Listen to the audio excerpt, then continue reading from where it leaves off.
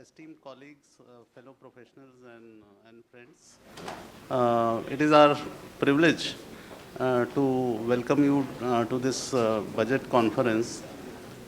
So we are meeting today at a pivotal moment. Just a few days back, the Honorable Finance Minister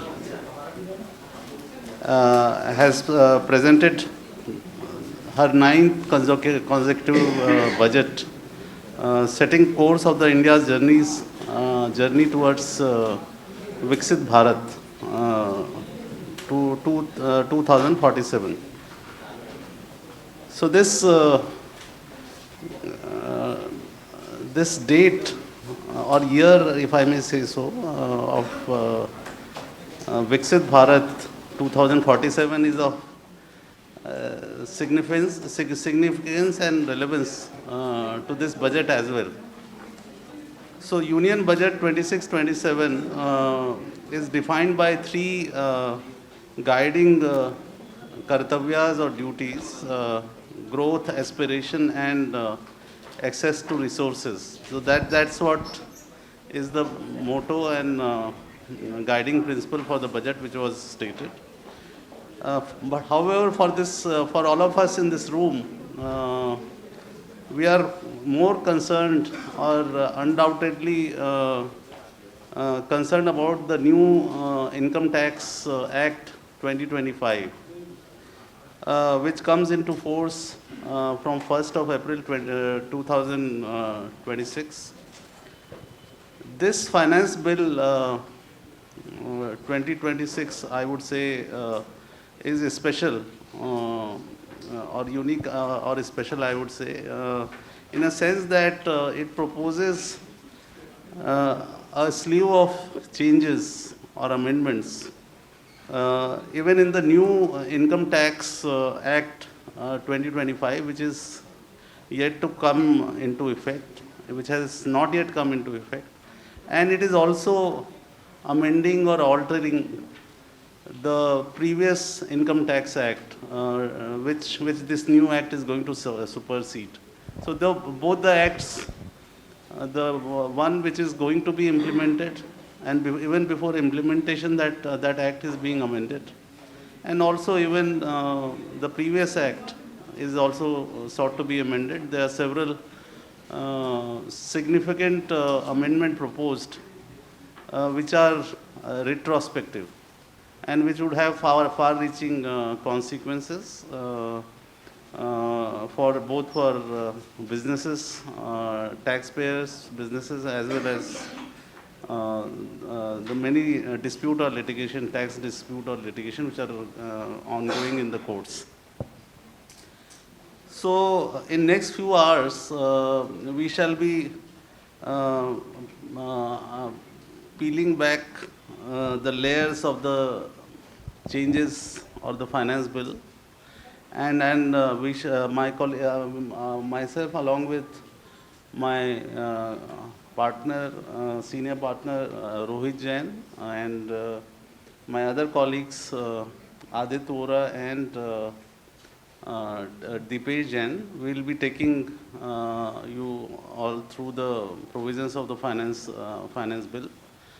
We have a significant advantage in terms of presence of Mr. Ajay Vora, Senior Advocate, who is the eminent legal luminary so far as tax is concerned.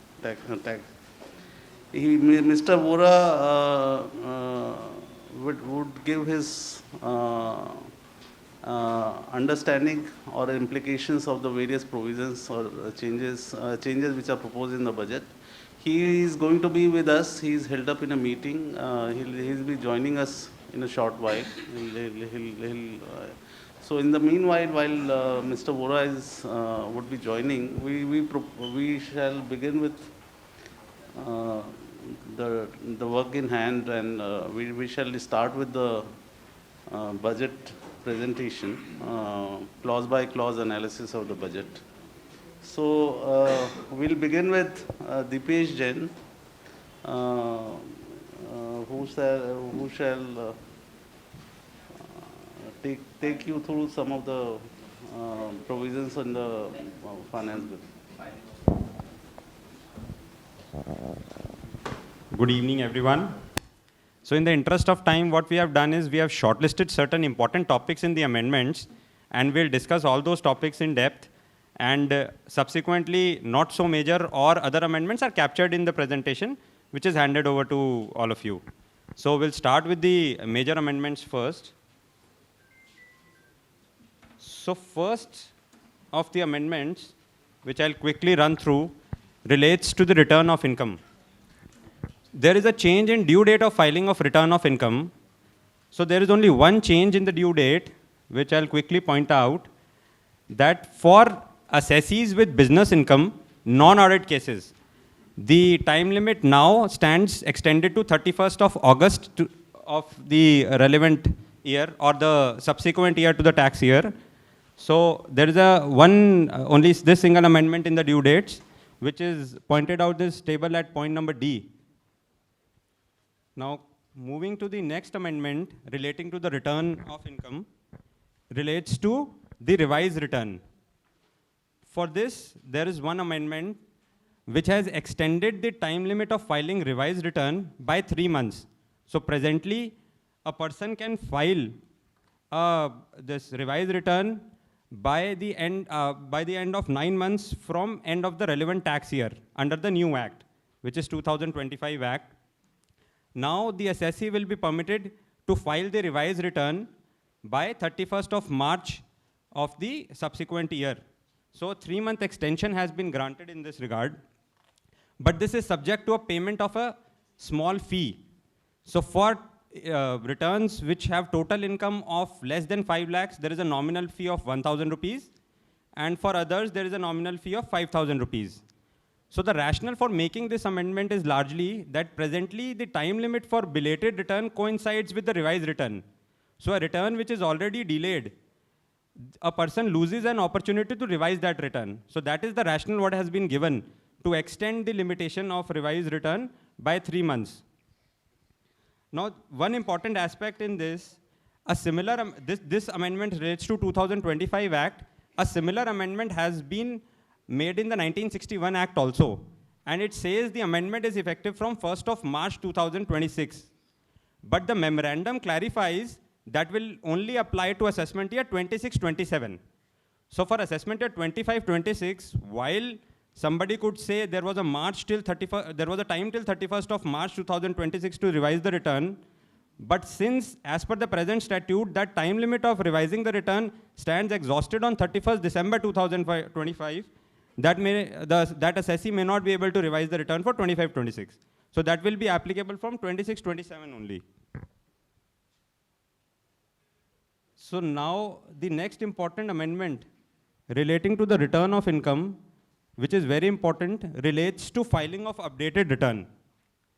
So this concept of updated return was absent from the Act till 2022. Under the Income Tax Act, there was only a concept of original return, belated return, and revised return till 2022.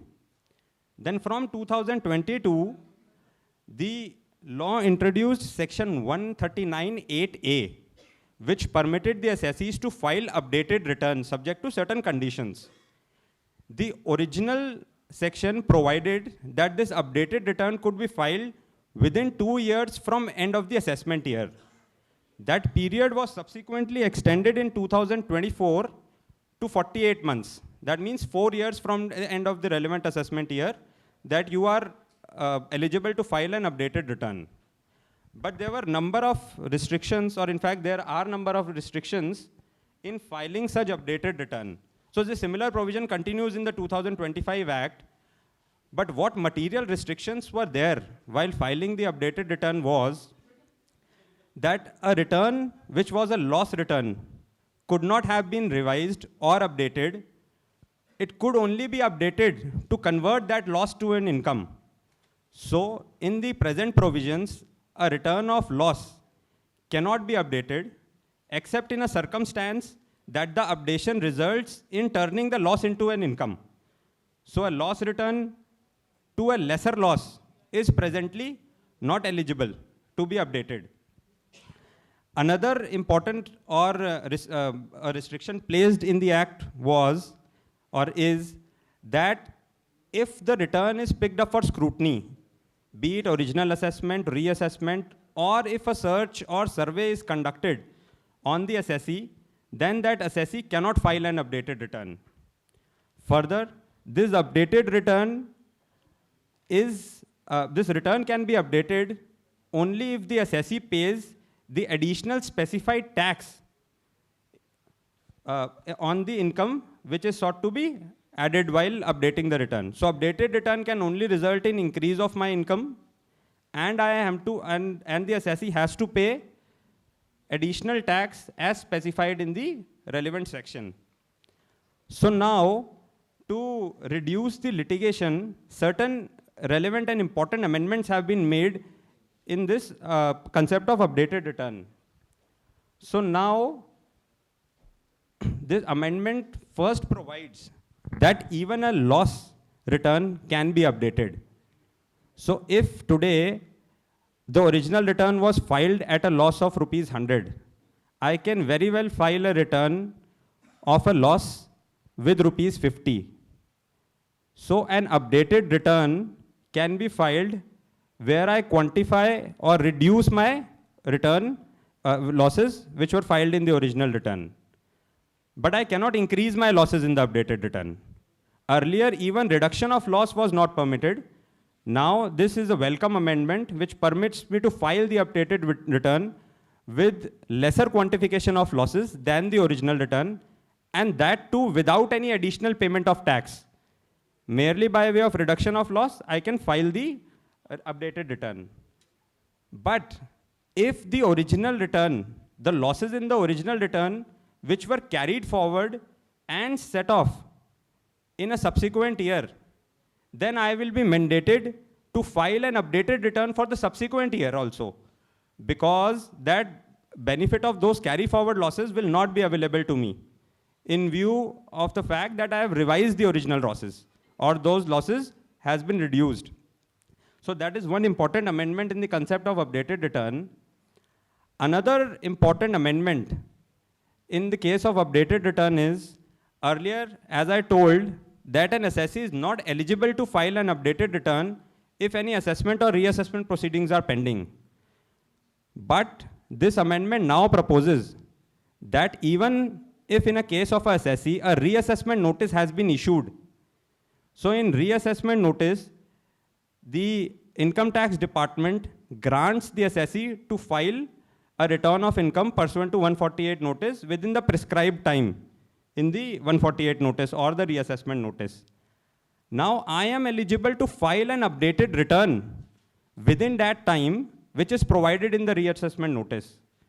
So to simplify, now I have two options. Once I receive a reassessment notice, I decide to comply with that notice by filing a return of income pursuant to 148 notice, or I choose to voluntarily declare some income and file a updated return. So now when 148 proceedings are initiated, the assessee is eligible to update the return, update its income, and file an updated return. But in such a case, additional 10% tax than what is normally payable while filing an updated return would have to be paid. To simplify this, we have prepared this table. So presently, while filing an updated return, I am to pay the normal tax which is there on the income, plus additional tax which is given in the middle column, 25% of the tax and liability if I file an updated return within 12 months. Similarly, if I file the updated return within 24 months, then 50% additional tax, and 60 and 70% if I file the updated return in 3 years and 4 years. But now, pursuant to the receipt of 148 notice or the reassessment notice, if I am to update my return or file an updated return, I am liable to pay 10% additional tax. So the slab becomes additional 35%, additional 60%, or additional 70 and 80%, depending on the timelines from the end of the relevant assessment year in which I am filing the updated return, for which I am filing the updated return. So this is the additional liability subject to which I am permitted to file an updated return. Now, what are the benefits of filing that updated return is that qua the income disclosed in the updated return, I have, that no penalty can be imposed. So I get a total immunity from penalty. It's not immunity, but that income cannot per se be considered as for the purpose of underreporting or misreporting. No penalty can be levied once I file an updated return, though after 148 notice. This is what has been taken care of by the legislation. Now, what certain controversial or important aspects that arise out of these amendments. So, as I told, that now since I can file an updated return pursuant to the reassessment notice itself, now there are certain controversies which can arise relating to the validity of reassessment proceedings. So just for everyone's reference, I've tabulated, if everybody would see the table here on the screen. So let me take an example or a scenario that a taxpayer receives reassessment notice qua escaped income on issue X. The assessee chooses to file an updated return pursuant to this 148 notice and disclose income X in its updated return. Now, whether first the reassessment proceedings would continue once the assessee admits that income was escaped and have filed an updated return. So this, the legislation clarifies that the reassessment proceedings would continue. Now, if the reassessment proceedings continue, the assessing officer makes an assessment by assessing my income X that was disclosed in the notice and also in the return of income, and makes addition on income Y and income Z also. Whether this reassessment would be valid. Yes, the law clarifies that since the reassessment proceedings would independently continue, in our view, these proceedings or the reassessment order would be a valid order once income X on which for which 148 notice was issued has been charged to tax in such order.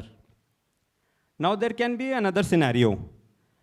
Again, the reassessment notice issued was qua issue X. The taxpayer chooses to file a revised updated return, but it chooses not to disclose that income X in the updated return, but another income Y has been included in that updated return. Now the reassessment proceedings continue. The assessing officer is satisfied there is no escapement qua income X, but the assessing officer proceeds to issue the assessment order by making addition on income Y, which I disclosed in my updated return, plus on other issues Z. Now in such a case, can somebody say, or the controversy would arise, whether such a reassessment order would be valid or not? Once there is no addition made qua the income for which notice of reassessment was issued, but only on other issues for which I filed updated return or otherwise, can that reassessment order be said to be a valid order or not would be a controversy, which there were earlier judgments of the Delhi High Court and the Bombay High Court in the case of Ranbaxy and Jet Airways, which said that if the final reassessment order does not make any addition qua the issues which were raised in the notice, then other additions or that reassessment order, other additions made in the reassessment order are invalid. So a similar controversy may arise in such a scenario. So this was one of the important aspects of the updated return. Now before moving further, this amendment, there's another amendment. We all know that there are multiple deeming provisions in the Act which deem certain unexplained cash credits or unexplained investments or expenditure under presently 68, 69 or 69A, B, C sections. Corresponding sections to the 2025 Act are in 102 to 106. Those are taxable at a much higher rate of 60%, presently under section 115 BB with a corresponding section in 2025 Act. Now there is a welcome amendment in the Act this time that this rate of 60% has been rationalized and brought to 30%. So even my unexplained income or unexplained credits are now taxable at 30%. And also, what has been deemed that these kind of additions for the purposes of levy of penalty will be construed as misreporting of income. So on those issues, the penalty under 270A or the corresponding section of 2025 would be leviable at the rate of 200%. Presently, I am not allowed to seek immunity under section 271AA qua the issues which fall under the category of misreporting. But now what the government has sought to do is that even those kind of additions which are taxable at higher rate or which characterize as reassessment, I can seek an immunity by paying additional tax of 120%. So a taxpayer may make a choice that instead of facing a penalty of 200%, I can pay 120% of the tax. I may not challenge it in appeals and accept that, and that's end of the matter. I get the immunity from penalty and prosecution. Now, in this, so merging this with the concept of updated return when reassessment proceedings are initiated, so now the assessee will have to, I think, do some maths and arithmetics to decide what could be better for him. Suppose today I receive a reassessment notice. So we'll understand this from the example, which is which lays down various scenarios. And so assuming that there is an escaped income or unexplained cash credits of rupees 100. Under option 1 or scenario 1, where I have offered this 100 to tax, I can pay a tax of rupees 30 in my original return of income. There are no interest, no penalty, and my total outflow is rupees 30. That 3 is an inadvertent error, so it's 30. In scenario 2, I receive a reassessment notice. In that notice, I file a return pursuant to the reassessment notice, not an updated return, but a return for participating in 148 proceedings. I offer my unexplained cash credits, then also the tax would be 30%. But to avail the immunity from penalty, I'll have to pay 120% of this rupees 30, which is 36, and hence my total outflow would be 66. Now a third scenario is wherein this reassessment notice is issued within 2 years. I choose to file an updated return, not a return under 148 or reassessment notice, but an updated return, which now I will be permitted to file. In that, my tax outflow would be 48 rupees because I have to pay 30 plus 60%, which was the additional tax for filing the updated return. My tax outflow would be 48. Similarly, in case where the reassessment is initiated within 3 years, I'll have an outflow of 51 and 54 if the reassessment notice is initiated within 4 years. Now, in some of the scenarios, this illustration for sake of simplicity, I have not captured the interest portion. So now, every time a assessee would receive a reassessment notice and is wanting to come out clean or choose to offer its income to tax and seek immunity from penalty and prosecution, some arithmetical working will have to be required ki which course of option would be better. Whether it would be better to file an updated return and pay the additional tax, or whether it would be better to file a return pursuant to 148 itself and pay the penalty and seek immunity. So that arithmetical working will have to be done on case-to-case basis.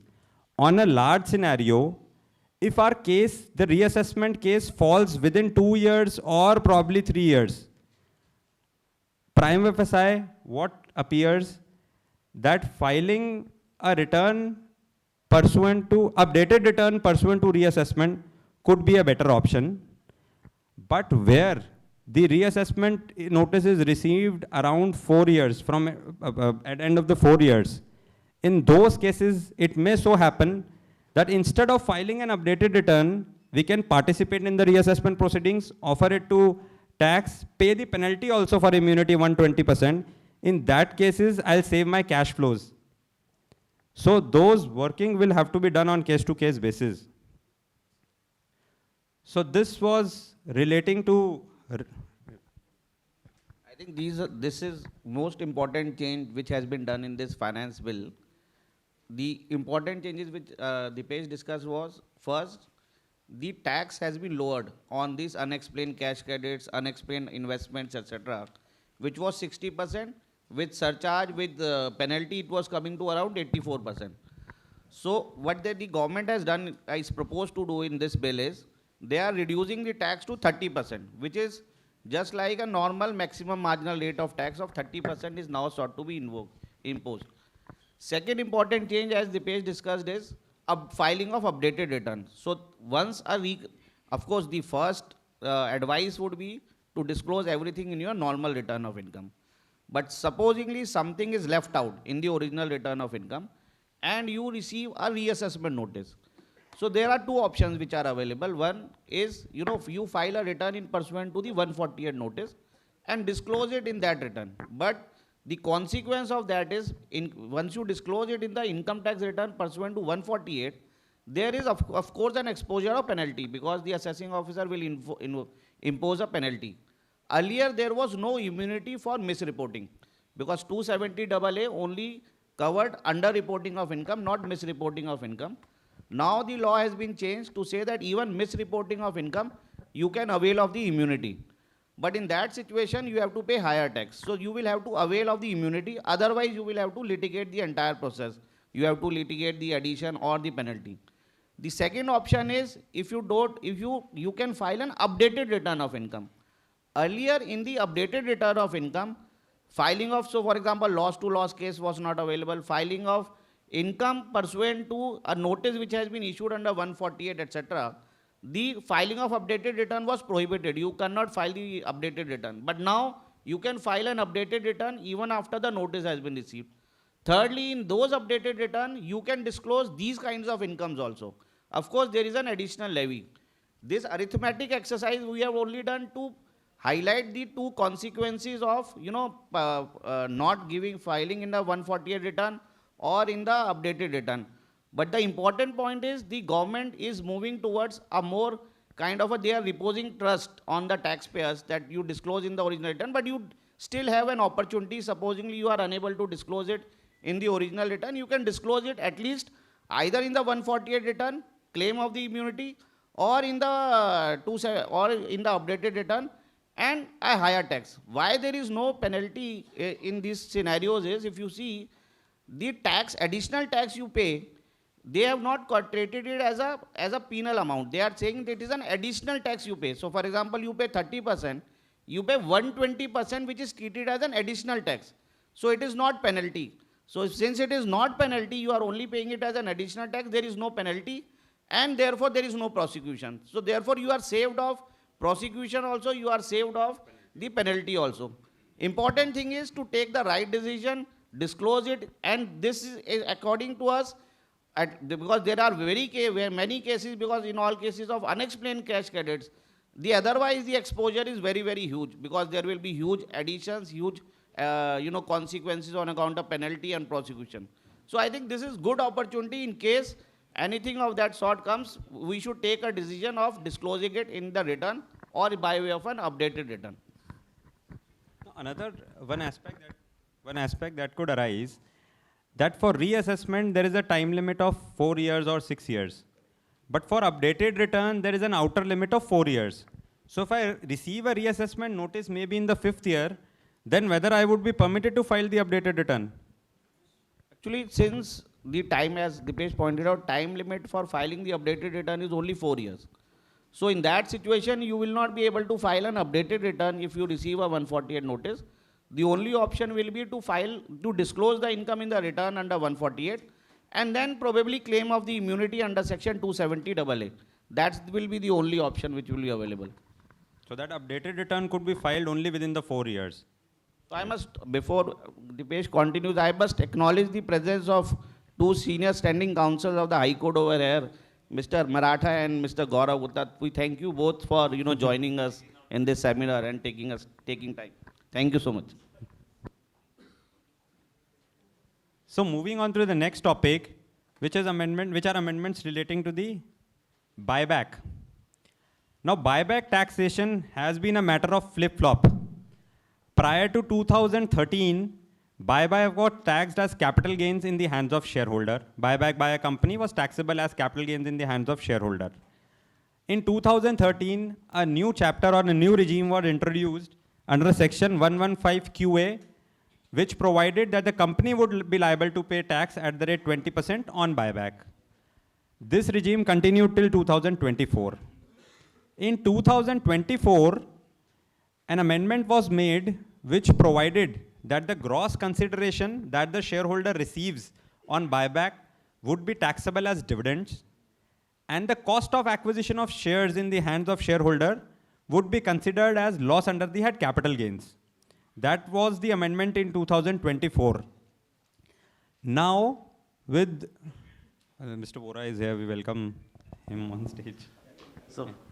So now, with this amendment, there has again been a change in the buyback tax. Now the buyback is again taxable under the head capital gains. So the head of income has now been shifted from other sources to capital gain. So presently, as I told, the buyback is taxable as dividends. Buyback is taxable as dividends presently. With this amendment, the buyback will now be taxed as capital gains. Now, for taxation of buybacks, the amendment has categorized the shareholders broadly into two categories. One, promoter shareholders, and other non-promoter shareholders. For non-promoter shareholders, the consideration on buyback that the shareholder receives, less the cost of acquisition, would be the capital gains, which would be taxable as per the normal capital gain tax rates. For promoters, considering that the promoters have significant influence on the company and the decision of buyback may not purely be, it may be in lieu of maybe dividend, or since they have the authority to significantly influence the decision of the company, certain additional tax has been proposed, which we have tabulated here. So these are the effective tax rates. In case of non-promoter shareholders, the short-term equity shares are taxable at 20%, long-term at 12.5%. In case of promoters, the effective tax rate would be 22% in case of domestic companies and 30% in case of other than domestic corporates. Now, broadly, for promoters, the tax rates broadly remains the same, because presently today the dividend is taxable at 30%, and also now the capital gains in the hands of promoter would be taxable at 30%. But there will be a change in effective tax due to surcharge, because surcharge on capital gain is restricted to maximum of 15%. But on dividend, the surcharge could go up to 37%. So there will be a significant, in case of HNIs, there will be a significant effect on account of effective tax rate in the hands of the shareholders. Also, what is important to note, now with the change in head of this income to capital gains, there will be consequential effect of set-off of losses that would be available, or there may be a case of a loss also under the head capital gains that may arise in the hands of shareholder by virtue of buyback. So largely two conceptual amendments, that the head has been changed to capital gain for buybacks, and the tax rates have been now been defined.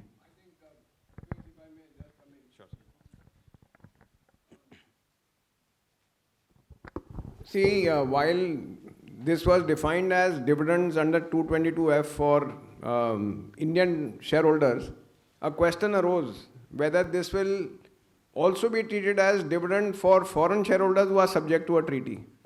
And although those matters have not come in court, it had come for opinion. And I had taken a very categorical view that notwithstanding that this is deemed as dividend under the Income Tax Act, for purposes of the treaty, it will still retain character as capital gains. So the amendment is actually in line with the true nature of the payment. The payment is actually in the nature of capital gains. And beneficial for everyone in terms of tax rate. And in fact, when it was to be characterized as dividend, you don't get deduction for interest, etc. Right. And then cost of acquisition also gets. That only stands as a loss to you, which may be set off or may not be set off depending on your income under that capital gains. So, one more amendment for PGBP is that it is now proposed that the employee's contribution to PF and ESI would be allowable as deduction even if it is paid up to the due date of return of income. So the Supreme Court in context of 1961 Act had clarified that if the employee contribution is deposited within the statutory timelines given under the relevant laws, only then the deduction would be allowed, otherwise not, which is now the relief is now sought to be granted. But importantly, this amendment is made, while various amendments have been made both under 1961 Act and 2025 Act, this amendment has only been made in 2025 Act. So a question that or dispute that may arise that whether a benefit of this amendment could be given for earlier years prior to 2026-27, I think that would be a question. But considering the repeals and saving clause, section 536 given in the new act, my view would be it may be difficult to contest that this benefit can be given to earlier years. But I think we can hear from. Yeah, I think that's true. But I think just for the benefit of everyone, the Supreme Court has referred this matter to a larger bench. The checkmate judgment, which had taken a view against the companies that payment not made up to the due date is deemed to be the income of the company under 224(10). And since you've not paid the payment in time, there is no deduction admissible. So that has been referred to a larger bench of the Supreme Court. So let's await that for the 61 year. So I'll now request my colleague Aditya to take forward.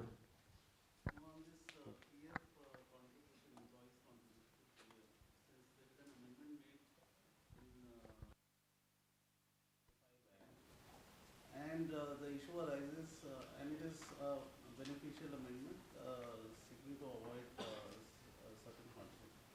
So whether this amendment would relate back to the earlier year, particularly to the old act. So that's a open question. But to my mind, a similar situation arose in the context of section 43B, where there was one amendment made in 1997, which was considered by the Supreme Court in Allied Motors, and subsequently there was another amendment in 2003 in section 43, where similarly the dates were adjusted. So the Supreme Court held that these are beneficial amendment for avoiding hardship to the taxpayer, and they would relate back to the earlier year. So maybe it will be possible to sustain that these amendments will relate back. Is it a retrospective amendment? Otherwise it is not, but it has to be constituted. Judicially it will have to be constituted. But I think this is in the new act. This is in the new act. This is in the new act. New act The only. new act is only successor of the previous act.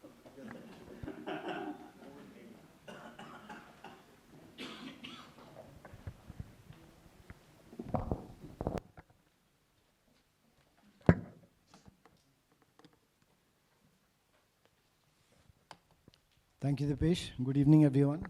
Taking it forward now, the next topic which we'll deal with is the amendment in the provisions relating to MAT. So as everyone is aware, under the existing law, 1961 Act, MAT was levied at 15% of book profits in a case where the tax payable under normal provisions was lower than the 15%. So in such cases, in case of any excess of MAT over the normal tax liability, that was allowed as MAT credit, which was allowed to be carried forward and set off in the subsequent years. And the time limit allowed for set off was about 15 years. Certain foreign companies, as everyone is aware, were excluded from the applicability of MAT. And these included some foreign companies which were set up in countries which have DTAA with India and had no P in India, or foreign companies which were engaged in specified businesses such as shipping, apart from operation of cruise ships, exploration of mineral oil, aircraft, etc.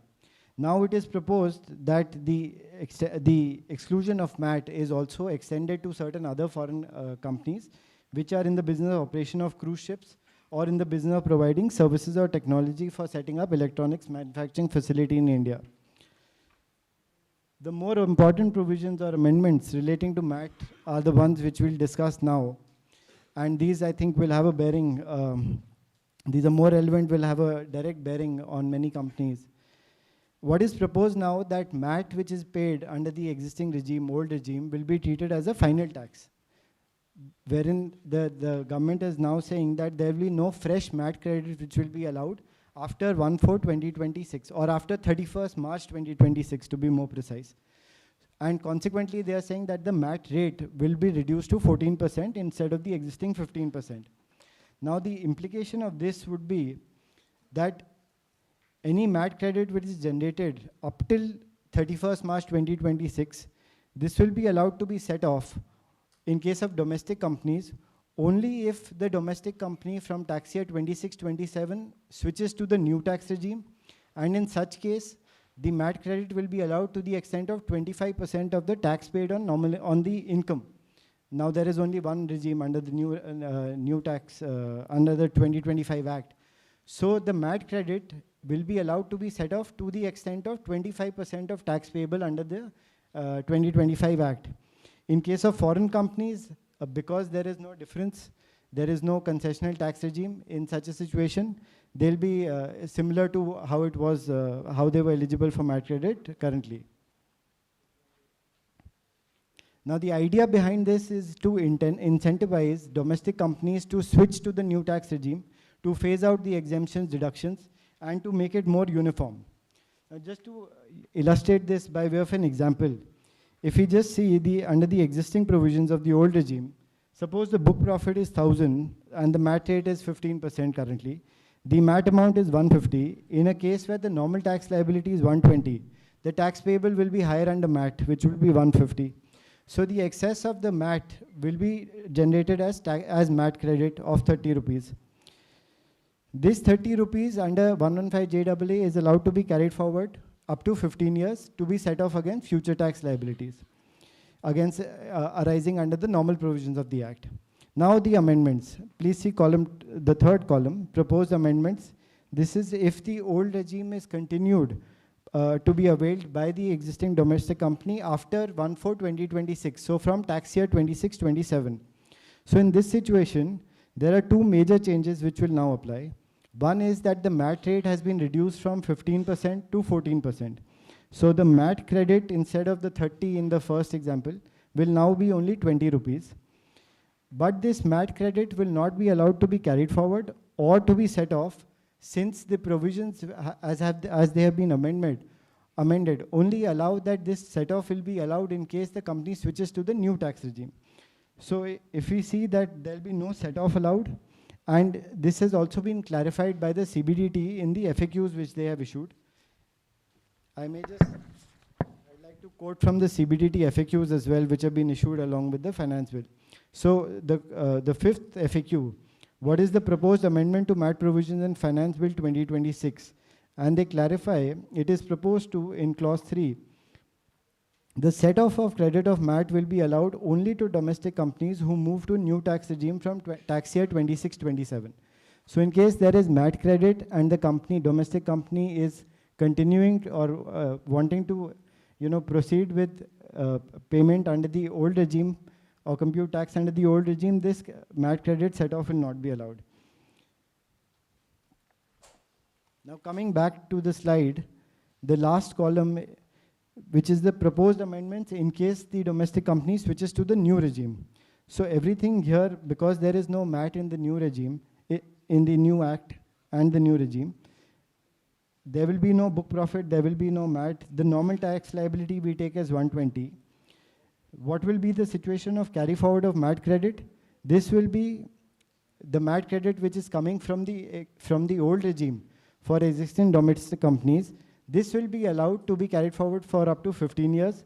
The set-off now will be allowed subject to a cap of 25% of the tax liability.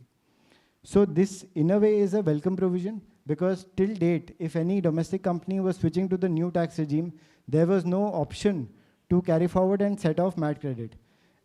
And from tax year 26-27 onwards, this incentive is being given, although it is subjected to a cap of 25% of the tax liability.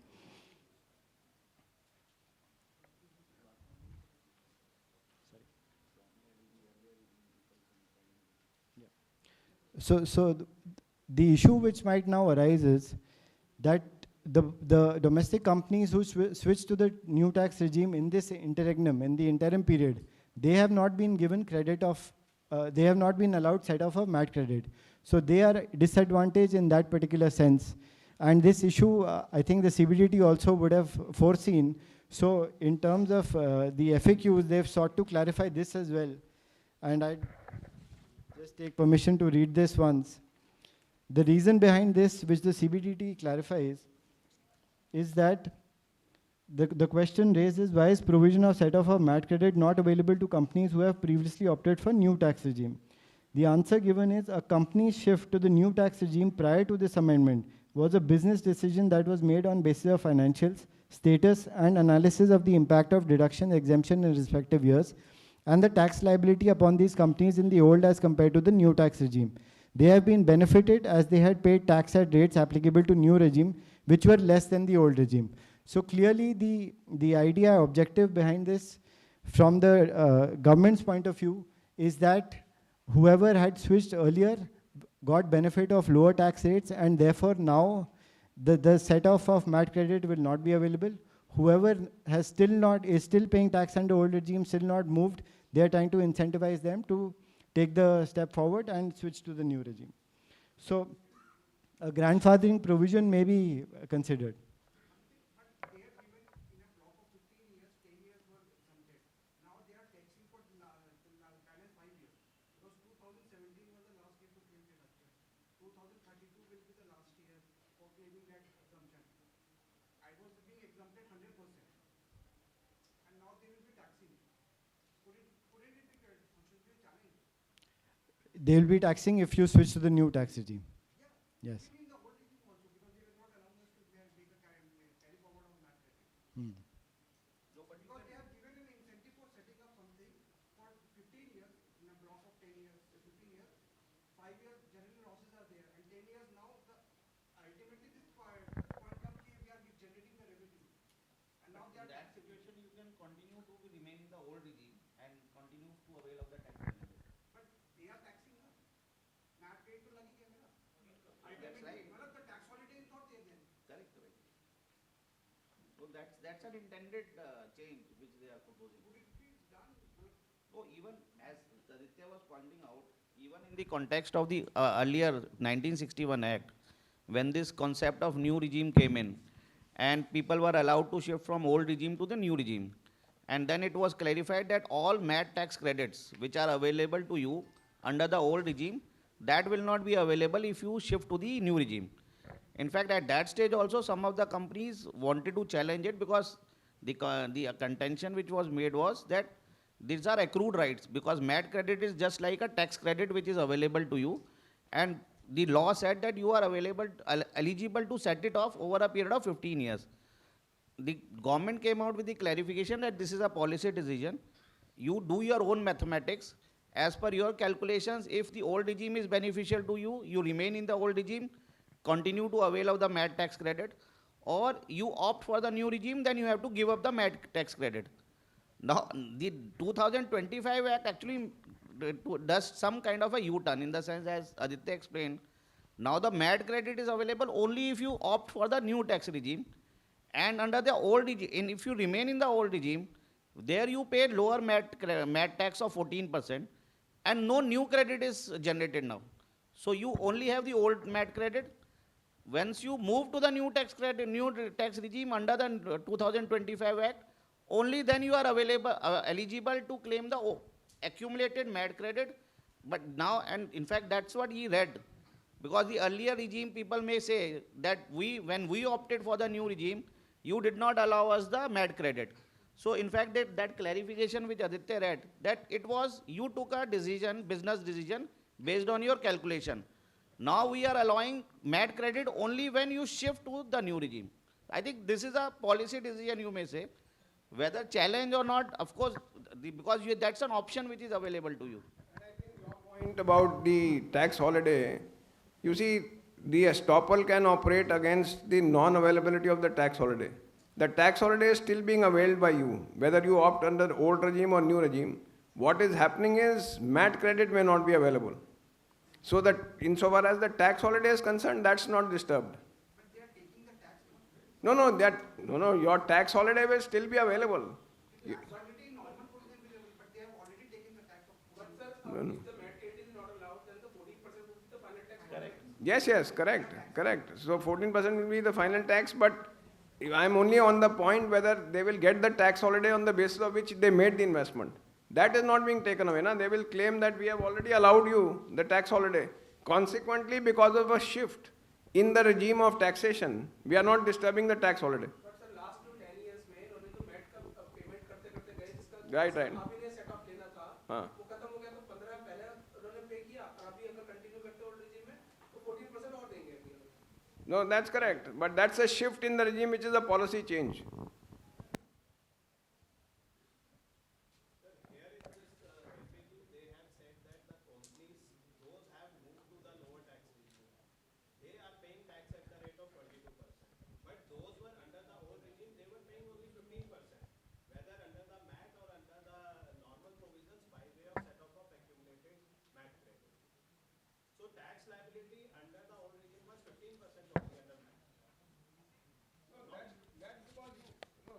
That you can't say is the rate prescribed under the Act. That is based on your individual circumstance. That you had available MAT credit and you could set off the MAT credit and therefore you are not liable to actually make some payment. That I think that's a different situation. But it's not a level playing field for the companies who have already moved and I think that's what was pointed out, that this is disadvantage those companies that have already switched to the new regime and their MAT credit had lapsed.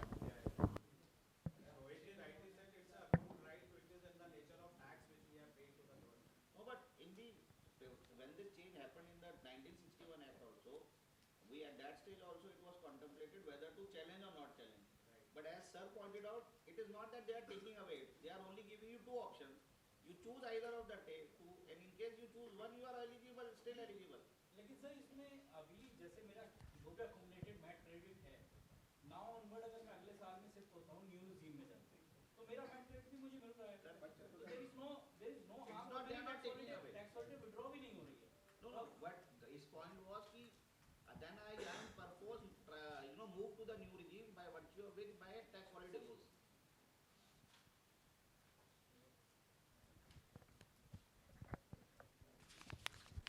So I think that calculation will have to be done by each company to see which is more beneficial and then decide.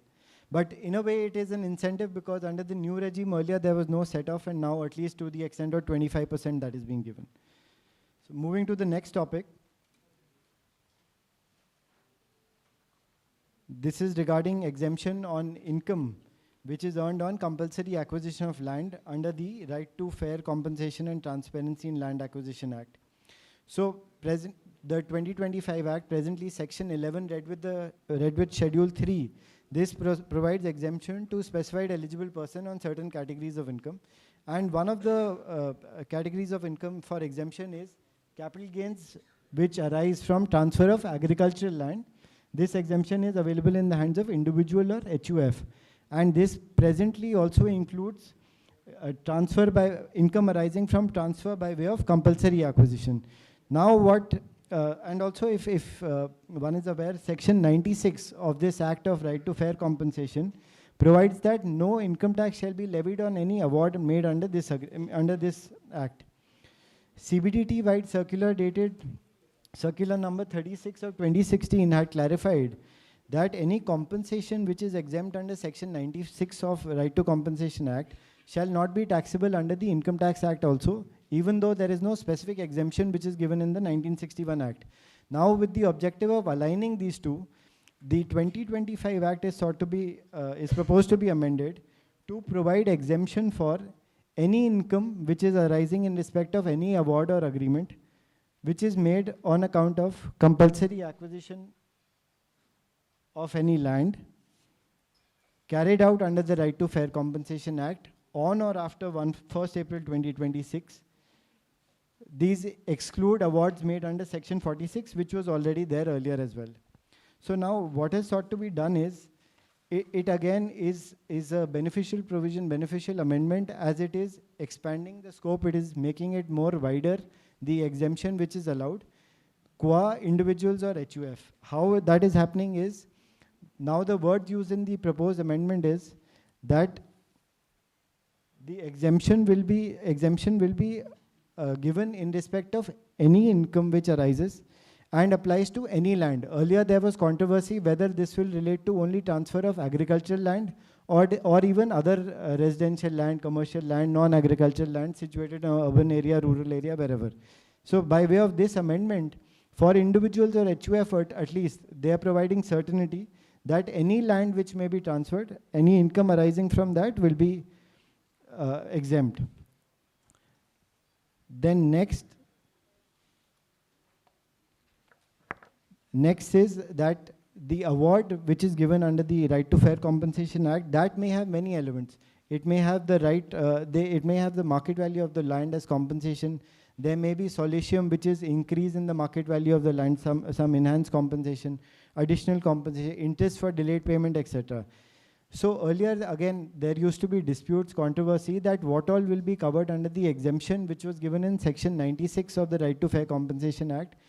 And there were some decisions which said that interest on delayed payment, that is not covered because that is not in the nature of compensation given and made in respect of an award or agreement. That is separate and compensatory, so that will be taxable under 56(2)(8). Now, by way of this amendment, at least for individuals, HUFs, again, they've used the words any income which arises in respect of any award or agreement. So our view is that they have sought to provide uniformity and certainty to certain class of assessees. For corporate assessees, non-individual HUF, we will still be governed by Section 96 of Right to Fair Compensation Act.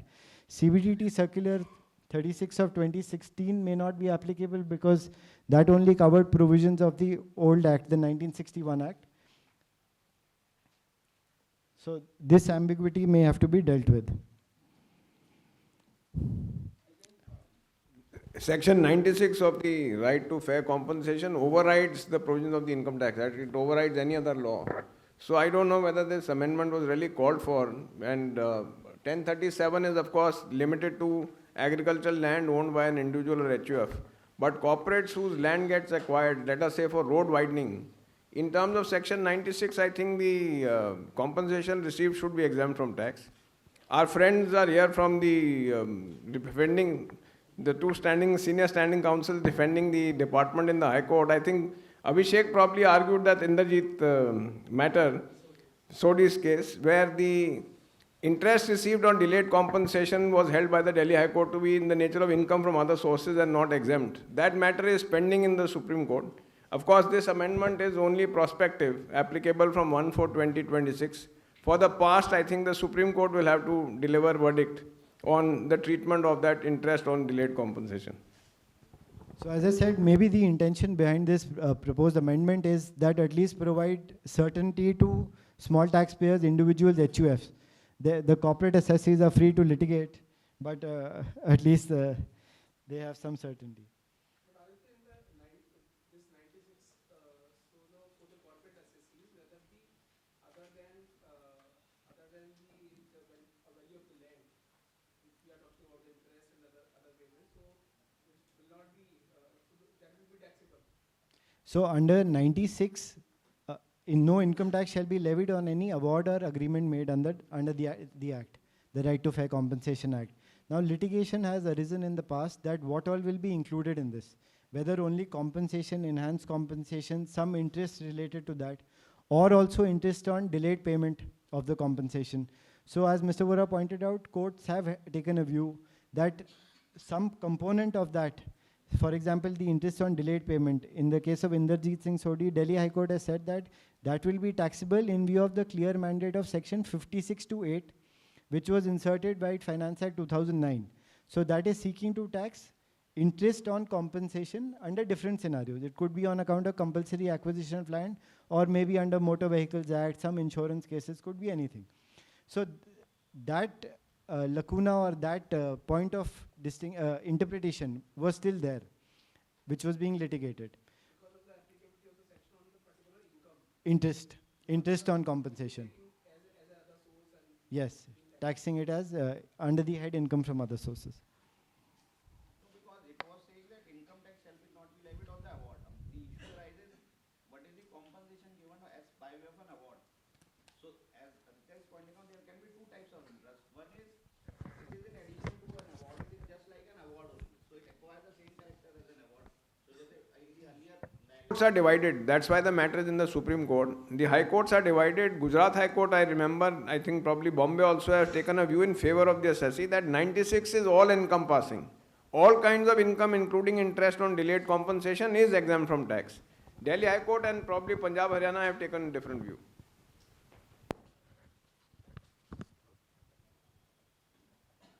So I'll quickly move on to the next topic. This is regarding a disclosure scheme which is now made available for small taxpayers in case of foreign assets and income. So the objective is that there is voluntary disclosure of foreign income and assets. And the second is also to provide an opportunity to small taxpayers who may have missed out in disclosing for various reasons. And the examples also which the government has given, if you just see the first point, the potential beneficiaries. So if you see, there are employees of multinational companies who've received ESOPs or restricted stock units from foreign employers, but failed to report such assets. There could be former students who retain dormant or low balance bank accounts. There could be returning non-residents with undisclosed foreign savings, mission employees or other personnel deputed abroad. So in fact, in the recent past, in the last 1 or 2 years, we've also received a few queries from various individuals who have returned from employment abroad. While they were non-resident, they acquired assets, they had certain income, they maybe purchased a house and they were staying there. And now once they return to India, they've given it on rent, rental income is coming in the foreign bank account.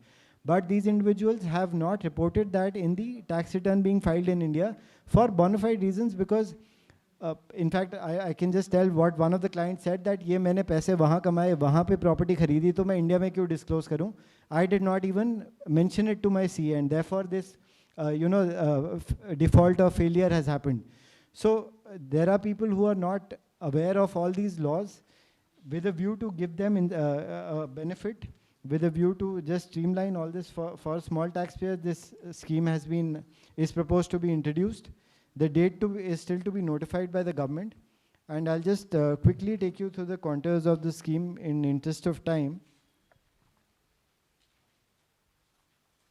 So what can be disclosed in the scheme is an undisclosed foreign asset or undisclosed foreign income, but the aggregate of such asset or income should not be more than 1 CR as on 31st March 2026.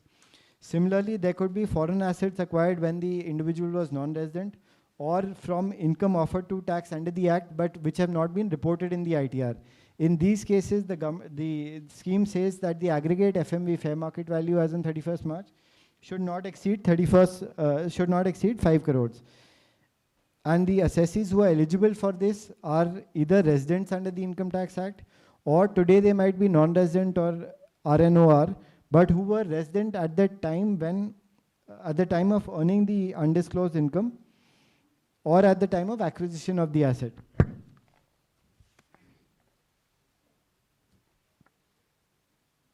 The scheme provides that once these are disclosed, the tax which has to be paid is 30% on the value of the undisclosed asset, or 30% on the value of on the undisclosed income, and an additional 100% of the tax. So effectively 60% tax will have to be paid on the asset or income respectively. This tax rate is only available in respect of undisclosed foreign asset or income. In the other case of foreign assets being acquired when the individual was a non-resident, in that case there is a flat fee of 1 lakh which is to be paid, and because the only default is in disclosure. So by paying 1 lakh, this will be treated as the matter will be closed, and from the government side there will be immunity from levy of further tax, penalty or prosecution qua such transactions which have been settled. So if the asset is same, then 1 lakh has to be deposited once, and that will be in the first year of disclosure. So even if you continue to hold the asset for 5 years, if you deposit 1 lakh, that will cover all 5 years. But if the asset is acquired over different years, then it will have to be for each year. That is what the CBDT has clarified in the FAQ. Mr. Sikri's point is, if you continue to make the default of not disclosing, despite. FAQ clarify that only one time. No. So basically, he's made a disclosure. Subsequent return does not have that disclosure. Under the Black Money Act, there's a penalty of 10 lakhs. So I think it's better that you disclose every year. And once disclosed, the assessment will be done taking into account this disclosure. Above 5 crore, this scheme is not applicable. Just on other note, in fact, this scheme, these are income disclosure schemes. So this scheme has come for the second time. First time when the Black Money Act came in 2015, a disclosure scheme came in. So that actually was not a very great success, in the sense that it required disclosure of undisclosed income and assets, and there was no limit. Probably everyone felt that, this may not be as implemented, and probably one will be able to get away with all foreign assets and income. But subsequently, what we have noticed, and there is a huge litigation which is ongoing in various courts all across the country, is that the government is now, in all cases of foreign assets and income, which is being reported as part of the automatic exchange information, etc., the Black Money Act is being invoked. And the Black Money Act has draconian consequences, in the sense that it has no exit route. So for example, in income tax earlier, we used to have settlement commission or any disclosure scheme. There is no exit route. So everyone was, in fact, this is a good policy decision that they have come out with some disclosures, but the quantum or the amount which has been kept is too low. Actually, for 1 lakh, it is hardly anything, and 5 lakhs for assets is too low an amount. Probably to cover up substantial litigation which is going on in high courts, the government could have come out with a higher amounts, because even in 5 crores, they have excluded immovable assets. So what can be disclosed as asset is only the non-immovable asset. So they are saying that we only want to give one exit route to small taxpayers, like students, like people who are expatriates who may have come to India. They may not have reported, their foreign assets, though technically they were supposed to. So the bigger litigation actually still continues in the courts as to whether or not they will. So just your comments whether they should have come out. I think that would have amounted to an amnesty. So I think the government, no, it's a very small, it probably, I don't know how many people will get covered. It's those who have inadvertently defaulted in not making a disclosure. So if you see the class of people covered are small taxpayers where the fair market value of the asset or the undisclosed foreign income is less than 1 crore. But for others where it is 5 crores, you are either a non-resident today, and you were a resident at the time when you acquired the foreign asset, out of income which was already disclosed in your tax return, but no disclosure in Schedule FA. So it is only to cover those kind of limited cases. I don't think you can call this an amnesty that has been extended across the board to kind of put an end to the litigation under the Black Money Act. I think we'll see more and more use of the Black Money Act, because information today is seamlessly being exchanged among countries, and information is coming from several sources. Sir, currently it is 80% plus 3 times of the tax rate, let's say about 150%. But by this it becomes 160%. No, 30 plus 30. 30 plus 30, 60 plus 100% tax on the out tax. No. It is No. 100% of the tax, so 30 plus 30 only. It's better than current scenario. No, but it is limited to only those where the asset value is less than 1 crore. But what if the asset value is less than 1 lakh only? 1 lakh? 1 crore. No, 1 lakh. No, so you, I think, make the disclosure and be done with, no? Why keep that sword hanging? Yes, that's true. Small bank accounts, or somebody is cashed an e-shop and the money is lying overseas, or you've received dividend on shares which have not been disclosed. I think it's better to make that disclosure. So it is 60% only. 60% only. Because either one will apply or two would apply. So it will be 30% in either one or two. And then 100% of the tax, which is 30%. So 60%. So currently it's 120. So income and asset to be second either is not. So दोनों amount अलग अलग. Thank you. With that, Otherwise, so it makes no sense because 120 तो वहाँ पर है. thank you. With that, I hand over to Neeraj sir.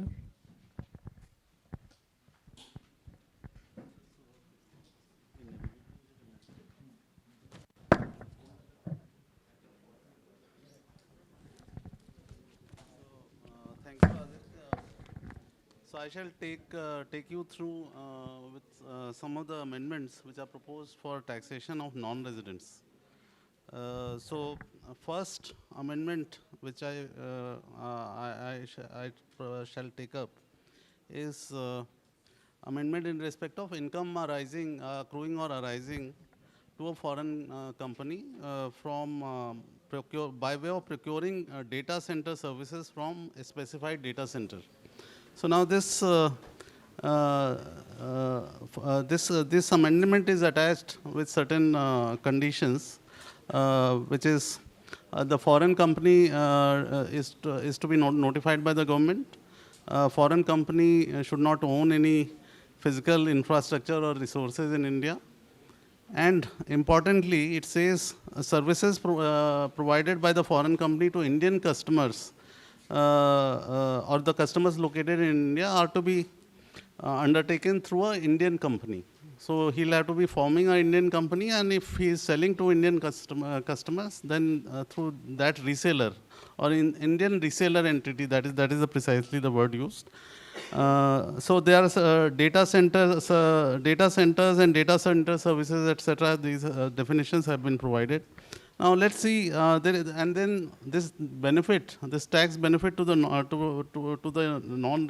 foreign company is available for a period of 20 years, so going up to 31st March 2047.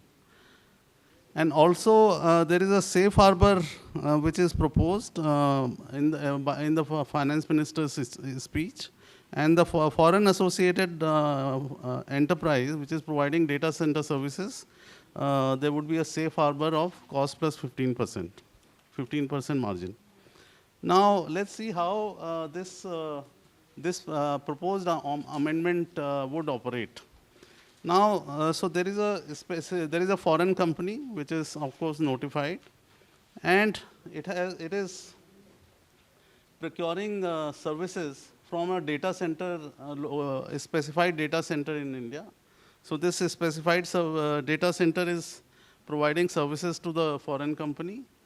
Now, the services which are provided by the data center to foreign company would be subject to a safe harbor of 15%. So possibly the 15% margin earned by the data center would get subjected to tax here. Then when a foreign company would be selling these services either to the global customer or to Indian customer. Now when it is selling to Indian customer, he'll have to be creating a Indian reseller entity, and through that it will be sold to the Indian customers, and then that will be the income accruing or arising therefrom would be exempt in the hands of the foreign company.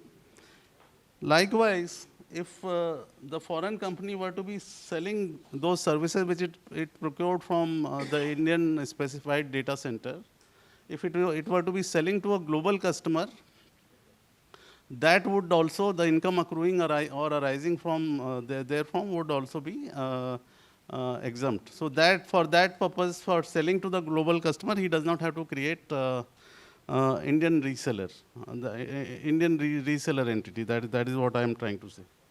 Now, issue or doubt has been raised, and it's coming from the industry, that whether because of this condition, the way it is worded in the finance bill, does it mean that this exemption is only provided to the foreign company when it is selling services to Indian customers and using the Indian reseller entity? So to my mind, that reading of the provision is not really correct, because one, it says any income accruing or arising in India or deemed to accrue or arise in India to the foreign company in India by way of procuring data center service from a specified data center. So, and as a condition, it only says all sales by such foreign company to users located in India are made through a reseller entity being an Indian company. So this is only, it is all it is saying is that when sales are of data center services are to be made to the Indian customers, they have to be routed through the Indian reseller entity. Now, from reading of the FAQ, also this is how it appears. FAQ, frankly speaking, makes it little more explicit. You know, if we look at FAQ number 130 maybe,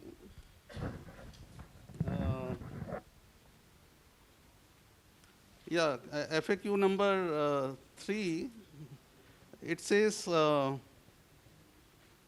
FAQ number on question number 1, what amendments have been proposed in respect of data center? A new company has been inserted to provide, a new section has been inserted to provide exemption to a foreign company on any income accruing or arising in India or deemed to accrue or arising in India by way of procuring data center services. Now it further says the significant conditions: all sales made by such foreign company were made to users located in India are made through a reseller entity being an Indian company. So this is only this is a carve out for sale made to Indian customer, for which this Indian reseller entity is to be used or interposed, and otherwise all income accruing and arising from services procured from the data center, specified data center, is otherwise not taxable, would not be taxable by way of virtue of this amendment.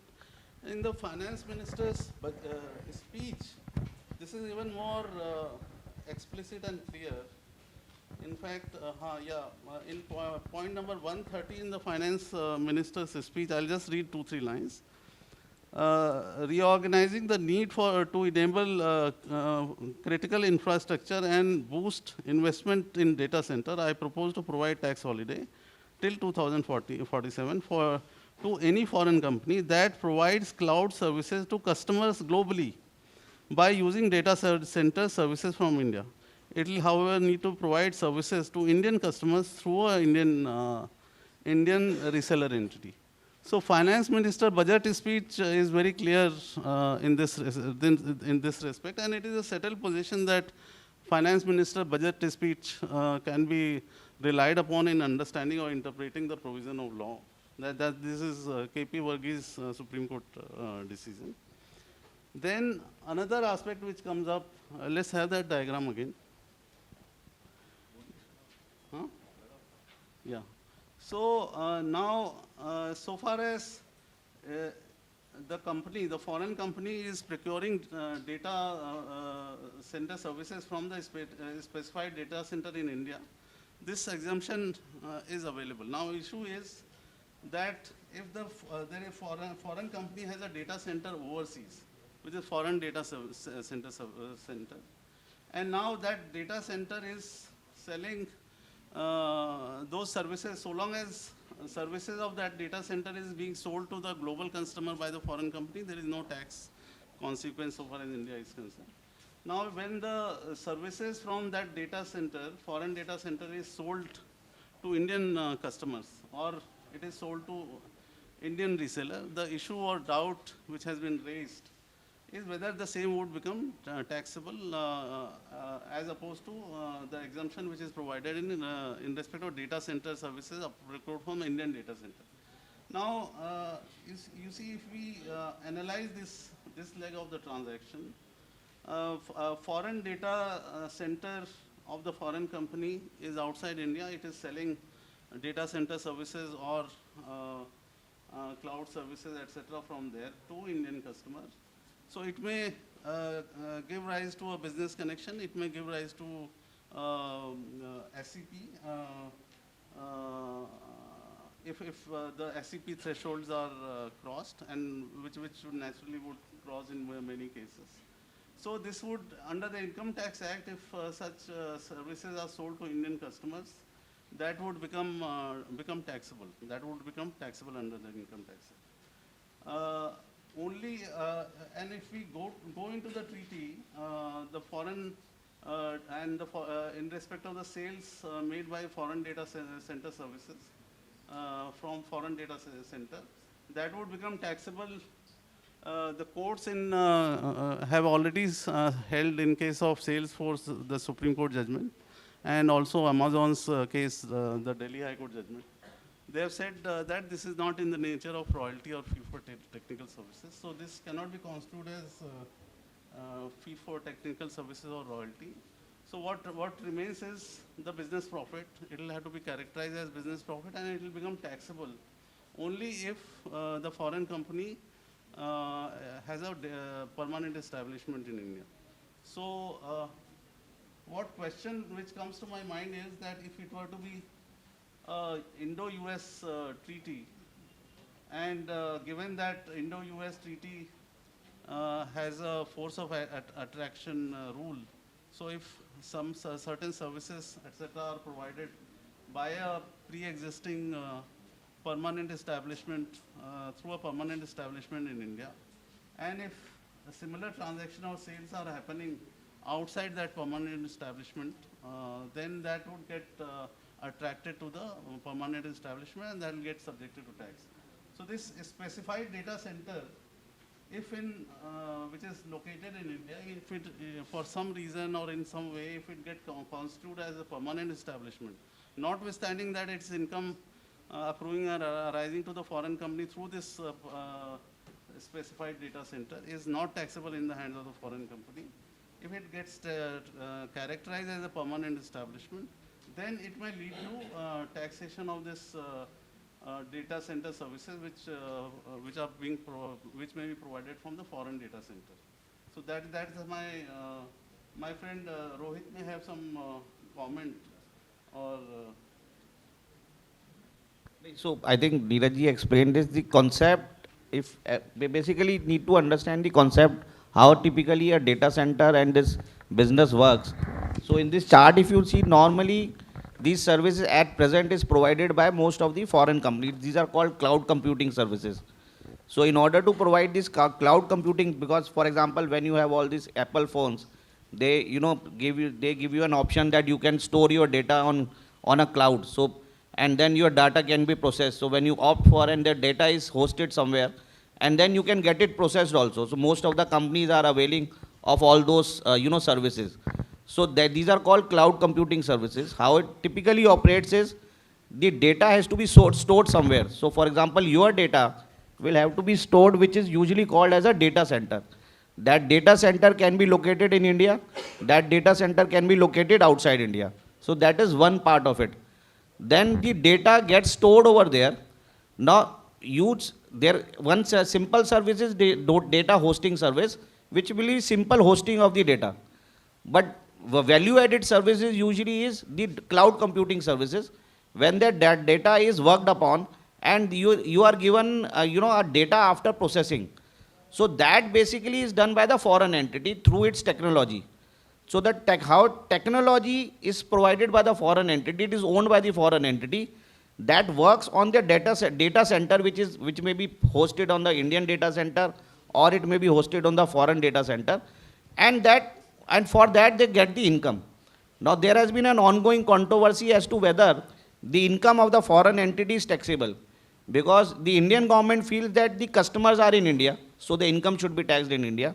The second is, out of the many data centers, the data centers are also in India. In fact, there is a regulatory requirement. For example, banks. Banks have a regulatory requirement that the data must be in India. You can't have the data hosted outside India. So supposingly the data is in India, the customer is also in India. So the issue is whether the cloud computing income is taxable in India or not. So there is a huge litigation which is going on. I think the law which the finance bill proposal is seeking to clarify that, and this is what has been explained, that the cloud computing income of the foreign company, which is outside India, will be exempt from tax in India, provided you satisfy this condition that the data center should be in India in order to give services to the Indian clients.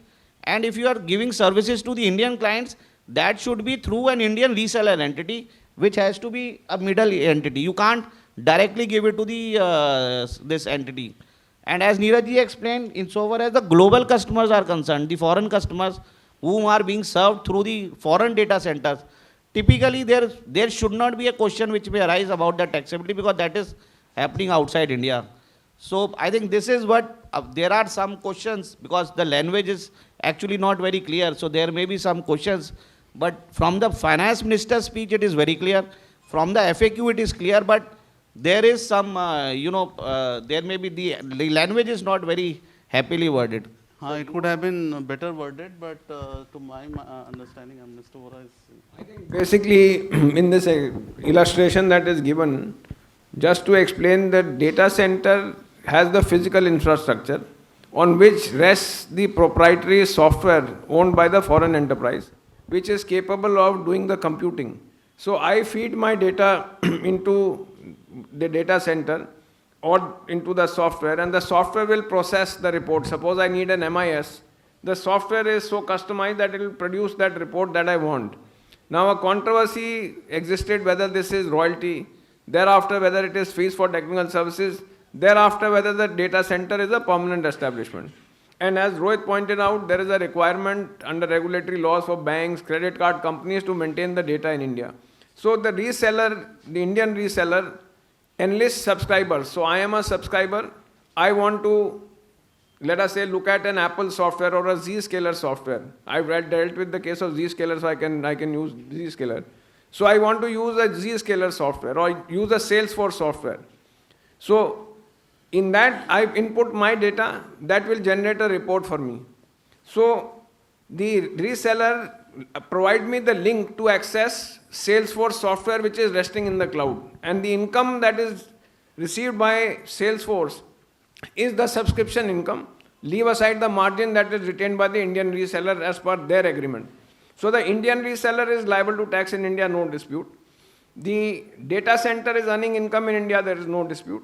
The question today is, as Neeraj pointed out, the safe harbor. So if the data center is receiving 15% of the income, that will be treated as at arm's length, and there will be no further addition in the hands of the data center. The foreign company, when it receives the subscription revenue less what it has incurred as expenses to the data center or to the reseller, that was always subject of controversy, whether it is royalty, fees for technical services, whether the data center is a PE. So this is now sought to clarify that insofar as income received from Indian customers through an Indian reseller for the data hosting services provided by a specified data center in India, that will not suffer tax in the hands of the foreign entity. And there is a huge thrust on setting up of, specified data centers in India, to have that investment coming into India, to have large companies making that investment in setting up data centers, setting up plant and machinery, and so on and so forth.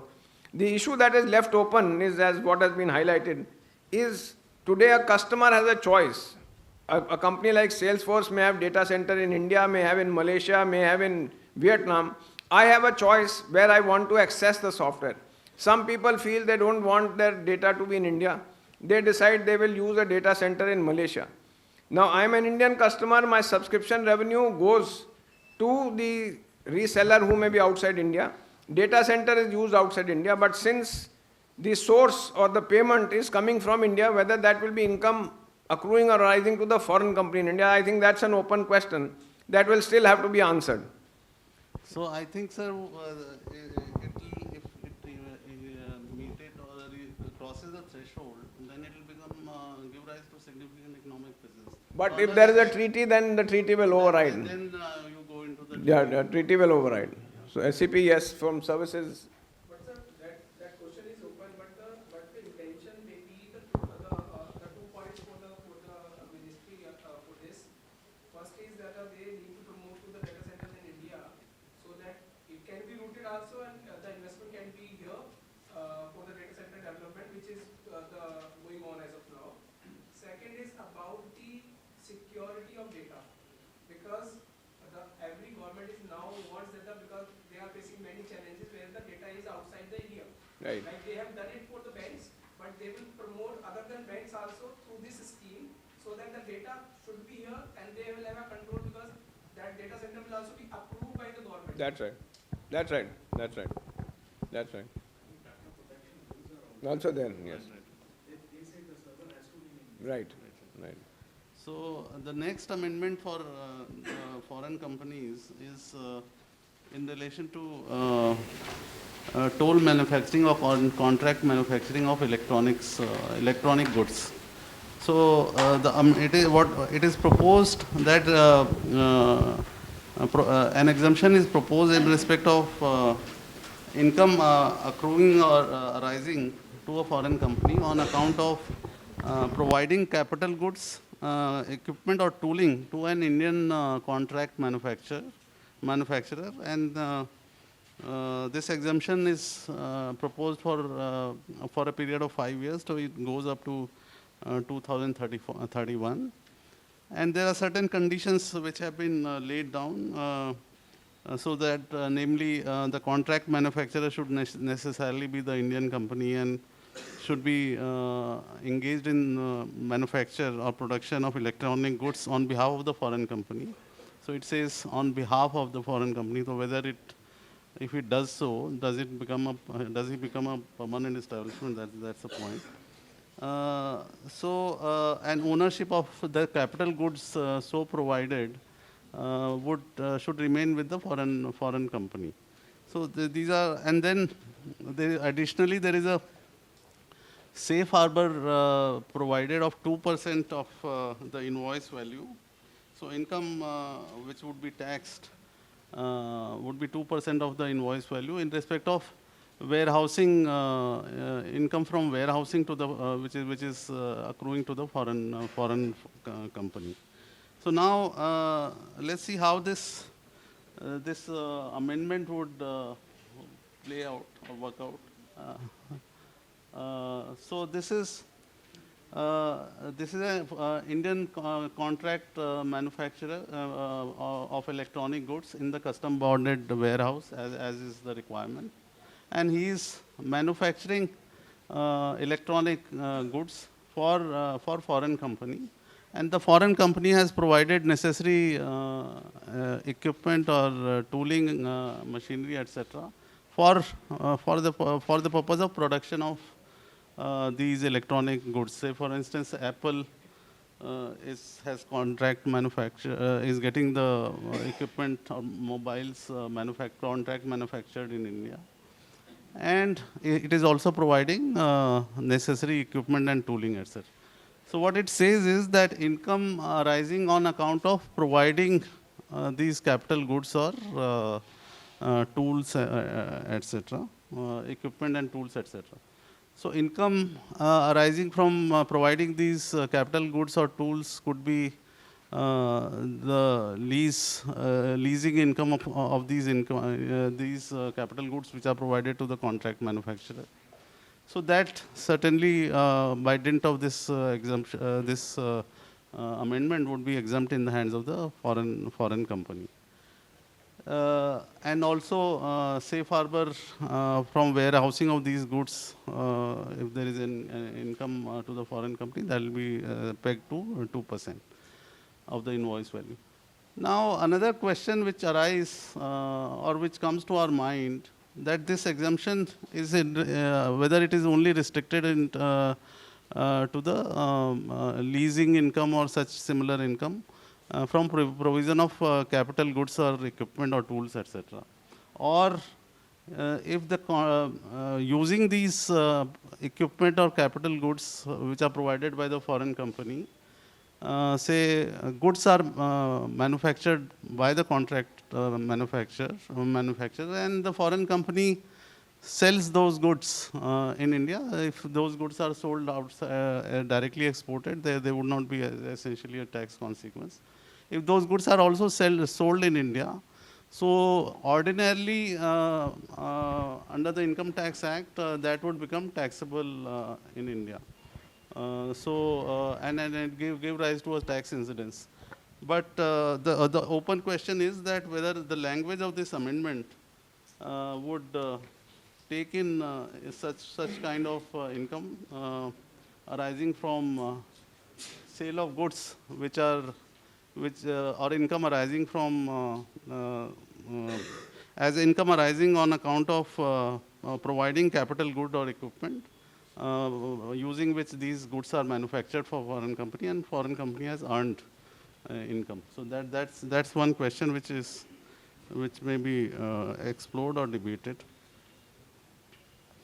So this was anything, sir?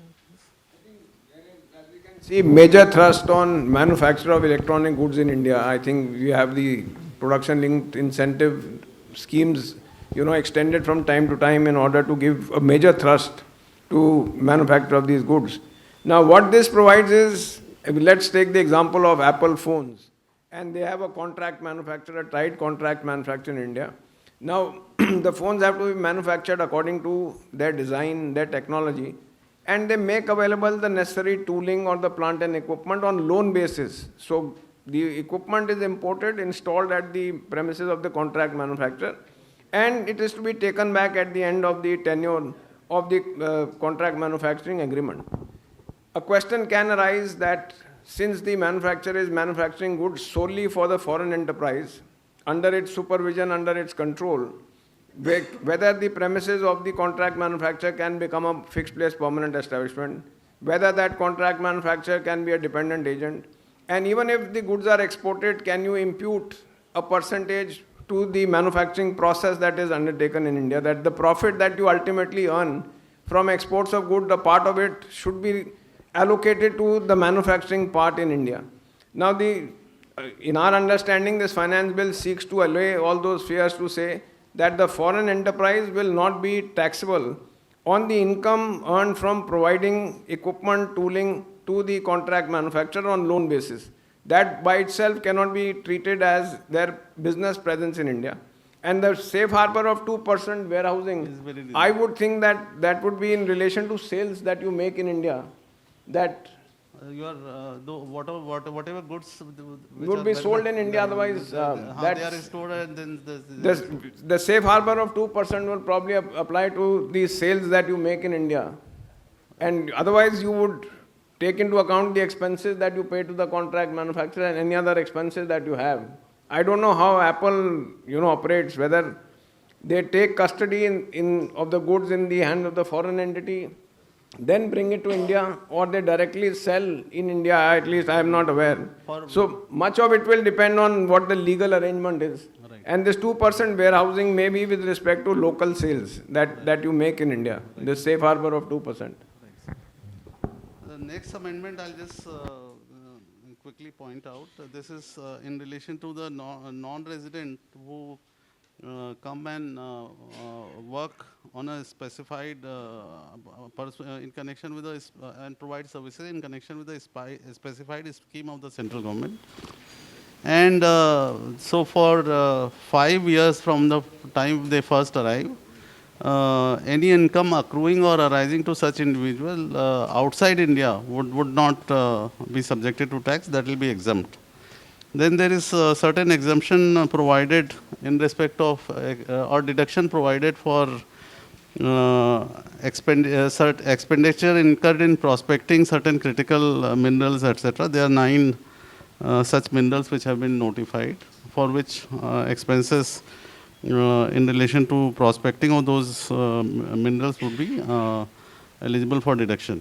On coming on to transfer pricing related provisions, there's 2 small proposals, or they are significant proposals. So one is safe harbor regulation. So right now, safe harbor provisions provide different varying rates of safe harbor for IT company, ITES company, and contract R&D services in relation to software, etc. And this is ranging from 17% to 24%. Now all these 3 categories or 4 categories of services have been combined into one category, which is called IT services, which include software IT-enabled services, knowledge processing services, and R&D services in relation to software. And a rate, safe harbor rate of 15.5% has been provided, which is possibly in line with what rate APA authorities were also approving. This safe harbor threshold, earlier the limit or the threshold for applying for safe harbor was 300 crores, which has now been significantly increased to 2,000 crore. So up to companies having turnover up to 2,000 crores can now avail of safe harbor. So this will reflect on result in reduction in litigation and also APA. There would lesser number of APA required.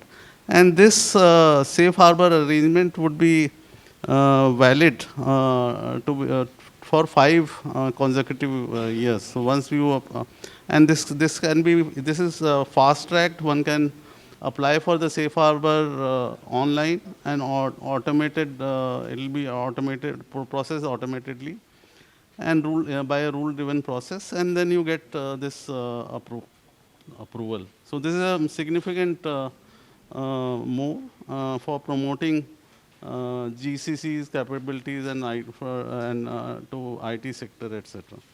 Then on advanced pricing, right now the return pursuant to the after entering into an advanced pricing agreement, the modified return could be filed only by the entity or assessee who is entering into the advanced pricing agreement. Now it is proposed to be provided that the associated enterprise, the other leg of the transaction, that may also file their modified return and align their return with the APA agreement. So this will, and also they'll be able to claim refund, etc., of the taxes paid on the higher taxes paid on their income.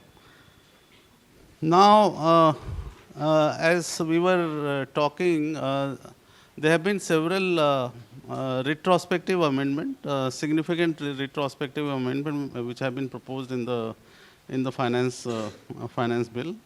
So I'll take up one of them, which is in relation to the time limit provided, or 2 of them. First is the time limit provided to the TPO for passing order under section 92 CA. This time limit is provided under subsection 3. So right now, a transfer pricing officer is required to pass its order before end of 60 days from the time limit of provided under section 153 for passing the assessment order by the assessing officer. So if assessment is required to be completed by 31st March, so 60 days before that, the assessing officer was required to pass the assessment order. Now, on Madras High Court has, while interpreting the strict language of the section as it existed in section 92 CA3, it held that while computing this 60 days time period which is available to for determining the time limit for passing transfer pricing order, assessment order. The the last day when the time limit is concluding, that is not to be taken into account. So and therefore 60 days have to be clear 60 days. So this resulted in some of the or several of the assessment orders getting invalidated.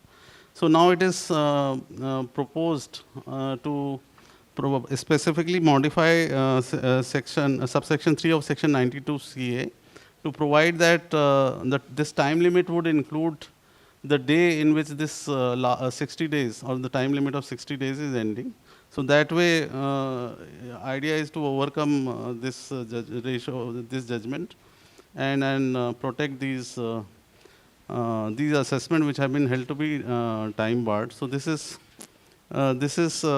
one amendment. Secondly, and it has been made retrospectively. Second important retrospective amendment is in relation to time limit for passing assessment orders in case of in cases where the matter goes through the DRP or 144C process. Now, hitherto, the understanding or how the courts have read the section, that Section 153 of the Income Tax Act provided the time limit for passing the assessment order, final assessment order. And when there is assessment which is going through the DRP process, Section 144C also provided certain time limits that assessing officer has to be passing the assessment order within 30 days of receipt of the draft directions from the DRP, or 30 days after if you give the consent not to file objection. So this 30 days time limit was provided in 144C, while the time limit for passing the assessment order was provided in Section 153. Now the court, namely Bombay High Court in shelf drilling and Honorable Madras High Court in Roka bathrooms, they interpreted these two limitations, one provided under Section 144C and Section 153 to be inclusive. So the time limit which is provided in Section 144C was included in the time limit which is provided in Section 153, and therefore the Honorable Court held that the final order, the time limit of passing the final order is always as provided in Section 153, and which should be, and that is the time limit for passing the assessment order. Now, this matter went to the Supreme Court, and as you are aware, in the shelf drillings case, there is a split order from the Supreme Court, and this was impacting, I think, several assessments, maybe lakhs of them, and this was a raging controversy. Now, what is proposed by way of the amendment, that this time limit, there are two amendment is being proposed in Section 153, where there are certain subsections are being included, and also in Section 144C, where also there are certain subsections are being included, proposed to be included. Now, what the import of this proposed amendment is that the time limit which is provided in Section 153 for passing the assessment order, that is being converted into the time limit for passing a draft assessment order. If you are going through 144C process, where there is first a draft assessment order is passed, so that time limit for passing the the limitation provided in Section 153 is being termed as limitation provided for passing the draft assessment order. So this was not in contemplation, or it was not stated in the existing provisions. So draft assessment order was not there in Section 153. Now, and the final time limit for passing the assessment order is as would be as provided in section 144C of the Act. Now, the controversy or the issue that arise is that whether such amendment would, though the finance bill specifically or the amendment proposed specifically says that this amendment would be notwithstanding anything contained in the judgment, in any judgment, order or decree or any court for removal of doubt, it is hereby clarified. So emphatically, everything has been possible has been said in this sentence, in this amendment, to characterize or hold this amendment as curative, and so it has been accordingly made retrospective. So now the issue that is arising is whether this judicially and going by the judicial position or the test in respect of retrospectivity as laid down by the courts, whether this amendment would still be characterized as a retrospective amendment. So that's the moot question.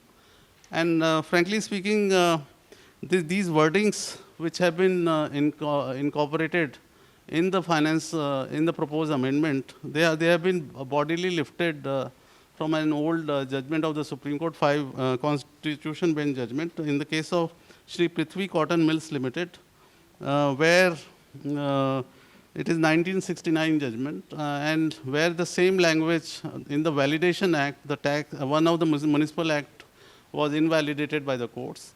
And then in the Validation Act, which was drafted, this same very wordings or language was used. And this Validation Act operation of this Validation Act retrospectively was upheld by the Supreme Court in this five-bench judgment. And you are all aware of this judgment of Vatika Township,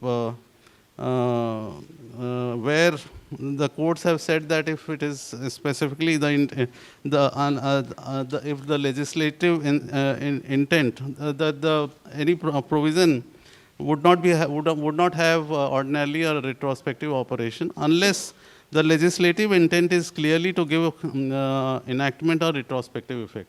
So in this case actually it is specifically so stated in the proposed legislation itself that it is going to be retrospective.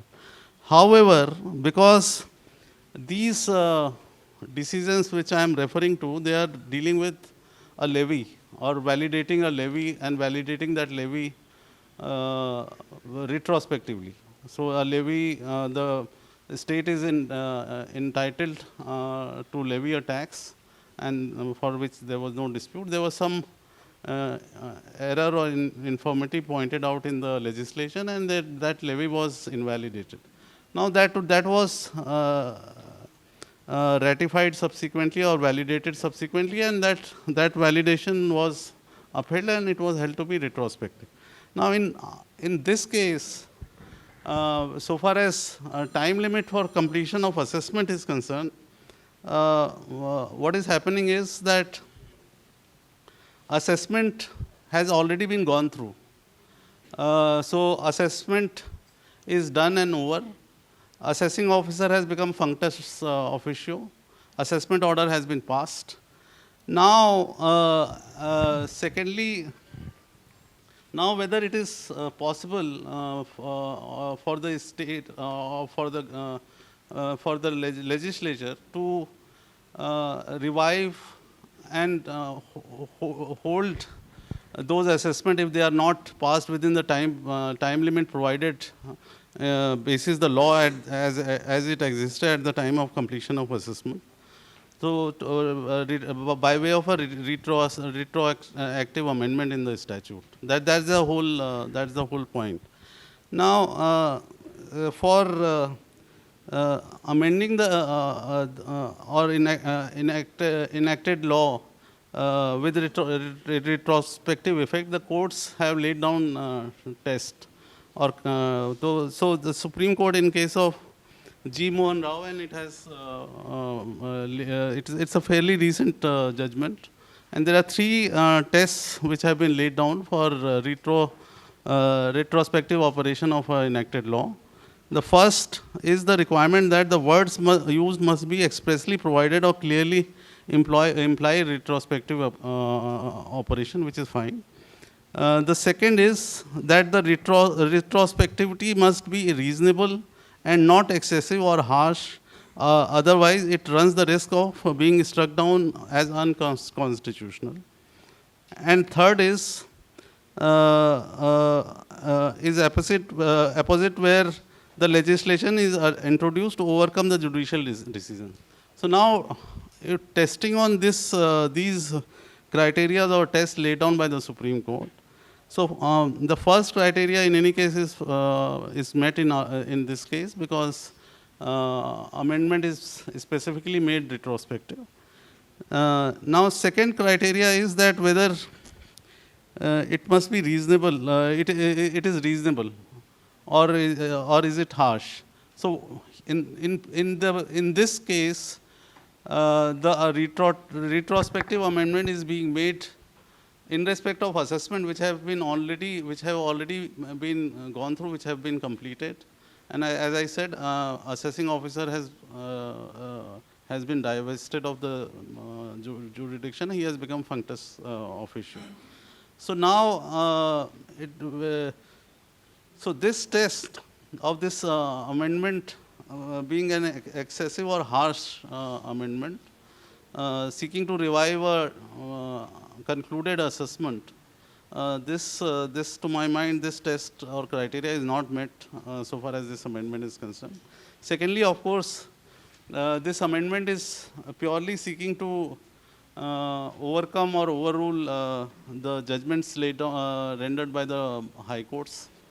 And prior to this amendment, there was no such reference in the act of a draft assessment order or time limit for passing a draft assessment order, and the plain reading of the provision did not give any indication of like this, the way the amendment is being proposed. So to my mind, these test or criteria as laid down by the Supreme Court for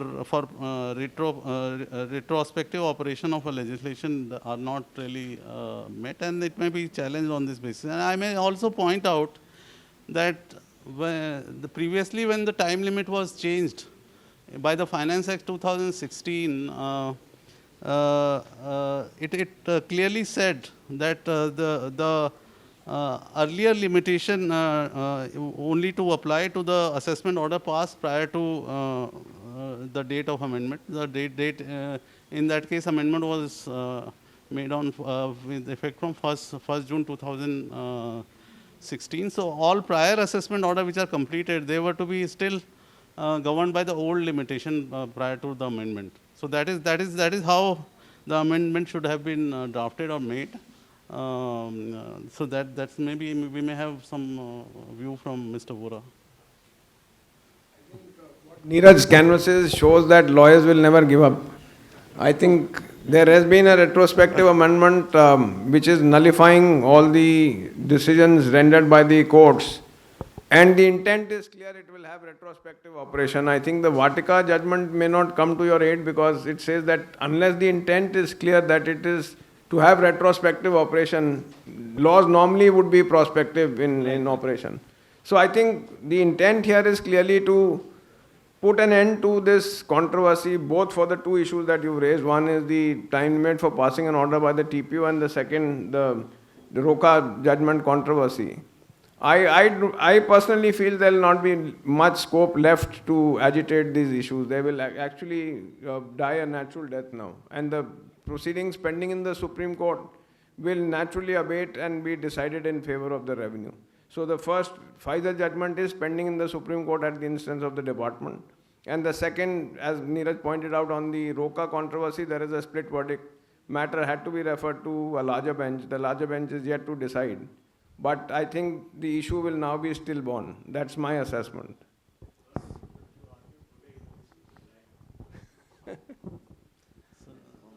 Third issue, okay. So with this, No, the controversy should continue. That, otherwise, right, yeah. right. So now with this, I'll hand over to Rohit. He'll take. Interestingly, Pfizer I had argued before the Madras High Court. So Pfizer was an interesting proposition on the words used were before expiry of before 60 days prior to the date on which the limitation under 153 ends. So the court gave full credence to every word. When it said before 60 days means before 31st December, so you have to count from 30th December backwards up to 60 days. So that limitation act, they consider all of that. So good evening again. And incidentally, the next controversy, the counsel from the other side is available over here, Mr. Abhishek Maratha, the Jao controversy, as we know. The Jao is another, the retrospective amendment which the finance bill proposes. As we all know, this Jao controversy basically is with regard to the reopening of the assessment. So now all the assessments are being done under the faceless regime, which is section 144B.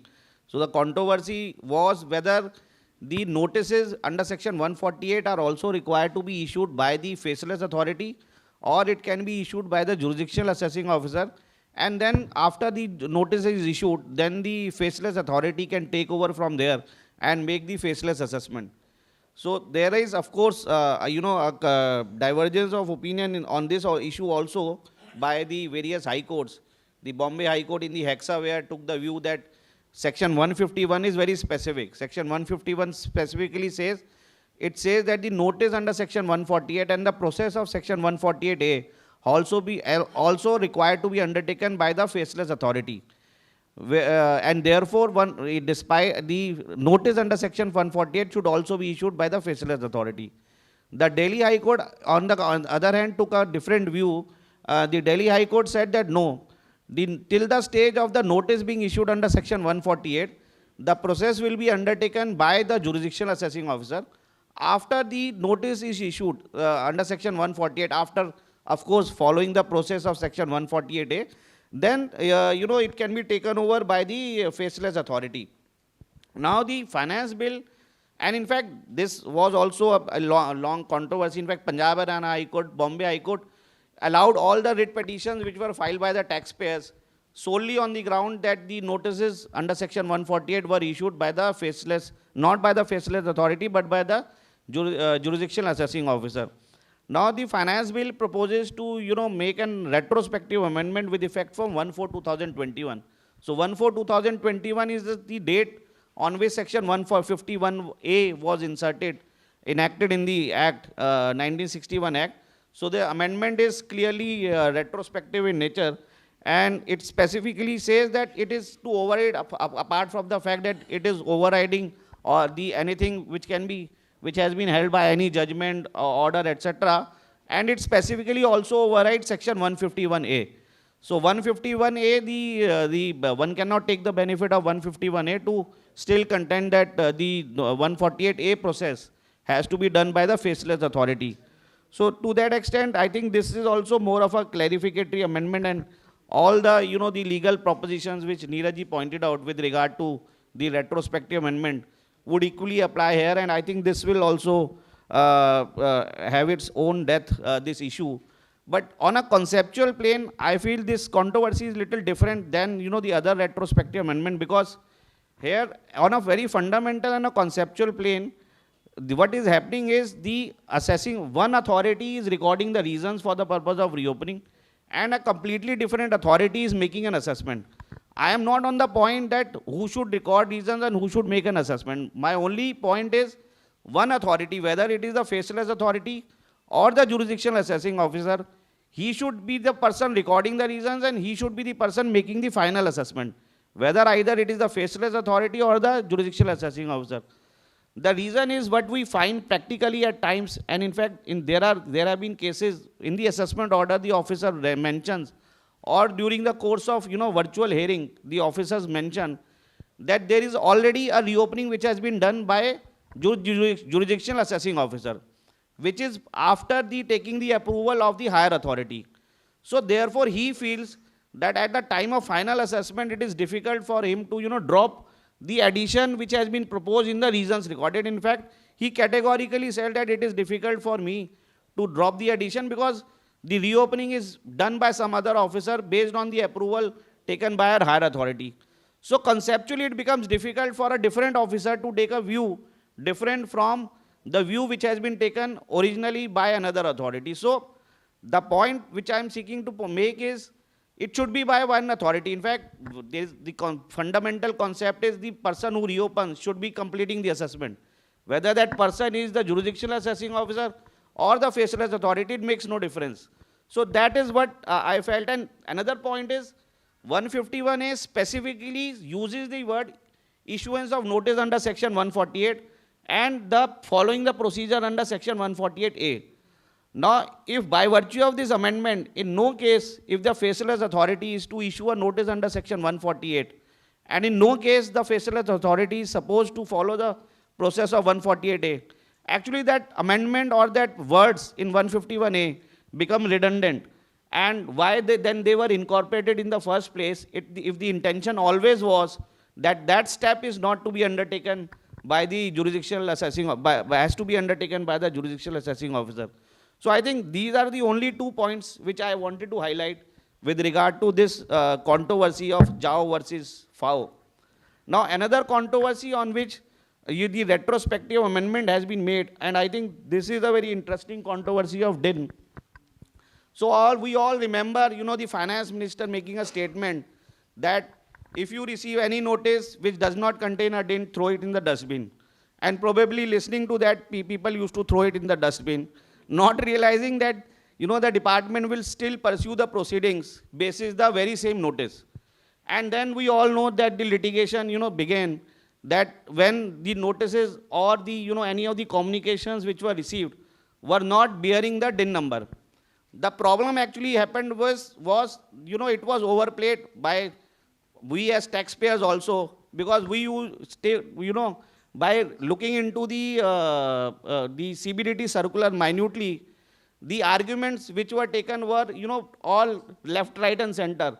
So it was that if it is not, mentioned by computer generated DIN is not mentioned in the order through the computer itself, then it will be invalid. It can't be written by handwritten.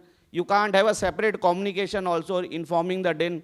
It must be clearly mentioned. It should be in all the notices, all the communications. I think, so there I think the taxpayers are also to be blamed that, we took so many arguments with regard to this DIN controversy.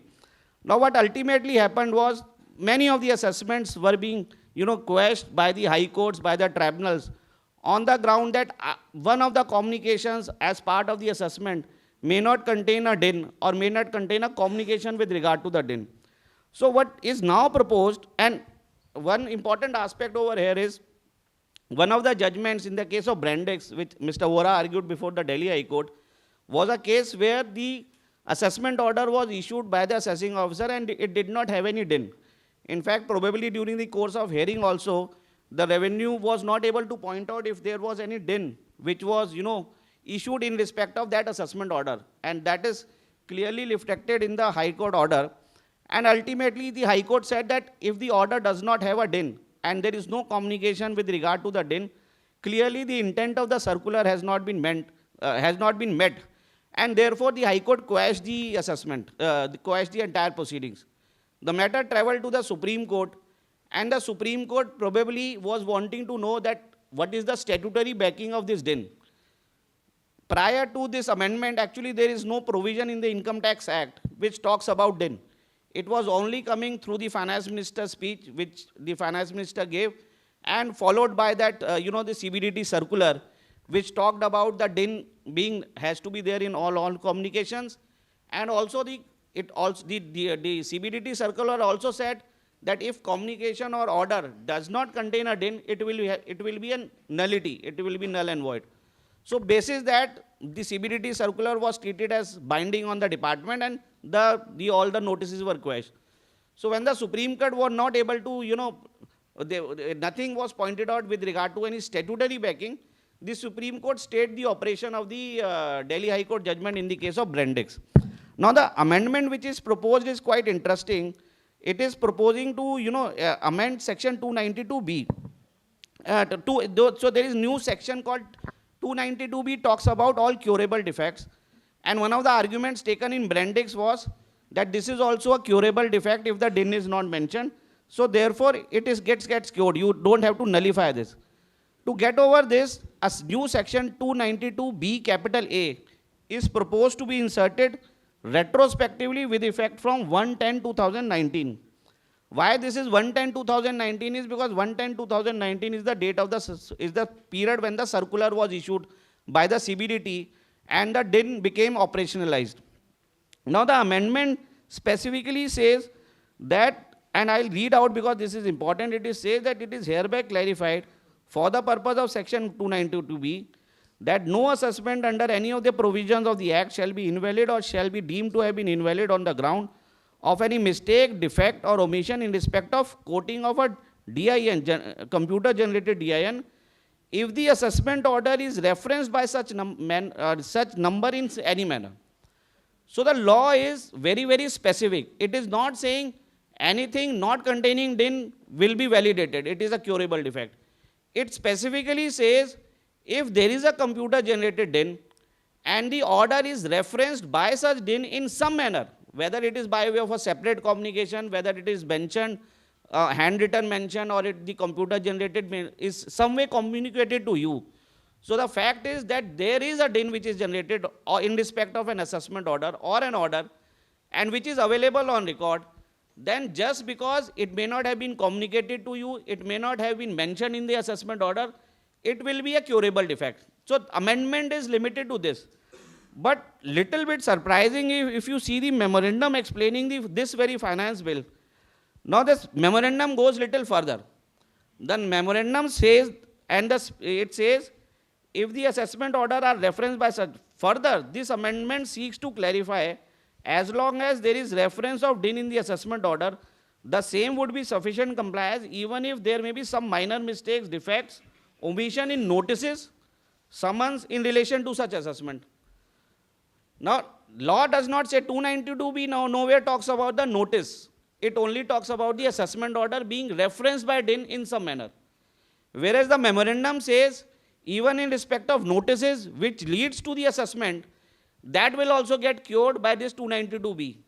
I think this someone will have to reconcile. For example, once we all know there are various jurisdictional notices, there are non-jurisdictional notices. Insofar as non-jurisdictional notices is concerned, probably that can be no issue because in that situation, assessment is not nullified. But take an example of a 148 notice. The 148 notice is received, it does not have any DIN. There is no record of any DIN. And the proceedings goes on. Ultimately, there is an assessment order, reassessment order, which has a DIN. Now the issue or the controversy will be whether, because the amendment is only saying 292B, VA is only talking about the assessment order. It is not talking about the notice or anything else. So therefore, because the jurisdiction itself is wrong over here, in that situation, well, whether the assessment will be invalid or not. Again, as I pointed out in Brandix, the operation of the High Court judgment was stayed probably on the ground that there is no statutory backing. Now, impliedly with 292B coming in, BA coming in, can someone say that now there is a statutory recognition to DIN? Because earlier DIN was not referred in the Income Tax Act altogether. For the first time now, it is coming in the form of 292BA.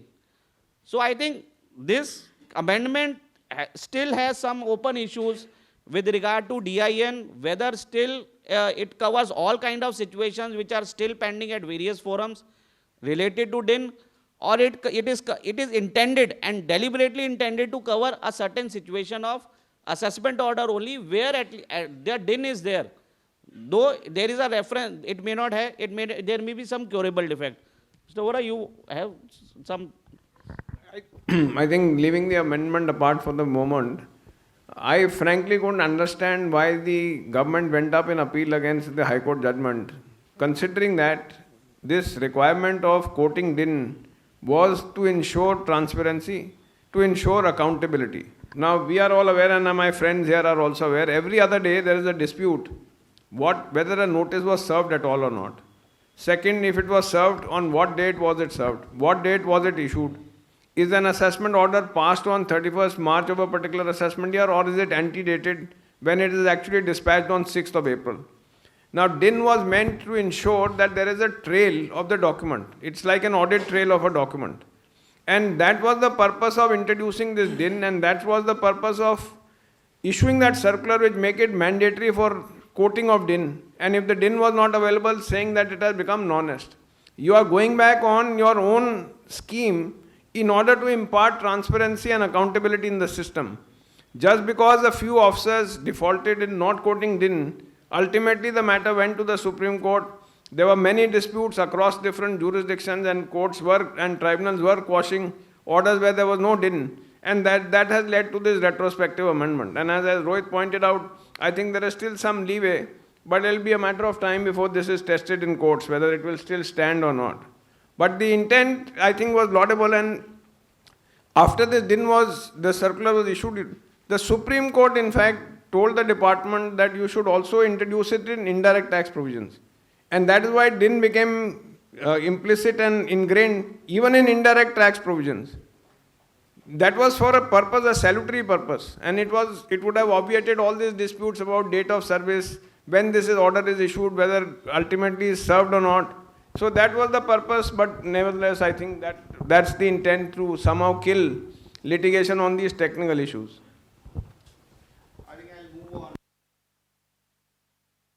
This, I think, will continue to be litigated in the courts. Now, there are two more important amendments which I will quickly cover, which is one is penalty and prosecution. And insofar as penalty also, I will only seek to cover important points. Otherwise, we will give you as part of our, the printouts. So, there are three broad amendments which have been done in the penalty provision. One is, some of the penalties have been rationalized and have been converted into fees. So, for example, if you see on the screen, there are, the penalty with regard to filing of audit report, filing of furnishing of this statements, etc. So, these are being, earlier there was a penalty on this. Now these are being converted into, so for an audit of account, non-furnishing of TP report, statement of financial transactions, they are being converted into fees. And the FAQ clarifies that this is automatic. So there is no, so for example, in the earlier context, since it was a penalty, so there was, the show cause notice was issued to the assessee. Assessee had an option to respond to say that there was a reasonable cause of not furnishing, and therefore there was no penalty. But if the penalty was levied, then there could be prosecution also. But now it is a fine. It is simply fine in 3 cases, and it is an automatic levy. In fact, FAQ issued by the CBDT clarifies that it is automatic. There is not even a requirement to issue notice, but I think notice will have to be issued only to see whether or not there is actually a default which has happened. The second important amendment which I wanted to cover, I think this we covered as part of the Dipesh presentation, that insofar as this new, the penalty provisions which have been inserted in case of unexplained cash credits, etc. So I'll skip this aspect. The third aspect is, assessment, part of assessment. So the third important amendment which has been done is, now, as we all know, presently what happens is the assessment gets completed. In the assessment, when the additions are made, if the assessing officer wants to initiate the penalty, so he records his satisfaction with regard to the issues on which he wants to initiate the penalty, and then only a penalty notice is issued, and generally that penalty proceedings are kept in deference till the time at least the CIT appeal or the first appellate authority decides your first appeal. Now what is proposed to be done with this finance bill is that the penalty will be levied as part of the assessment order itself. Now there will be no two separate process. The process will be that the assessment will happen, and in the assessment itself there will be a penalty which will be levied. Now some of the issues, practical issues which probably one can think of will arise over here is, so for example, as we all know, once one particular officer makes an addition, so generally it happens is he initiates penalty on all the issues.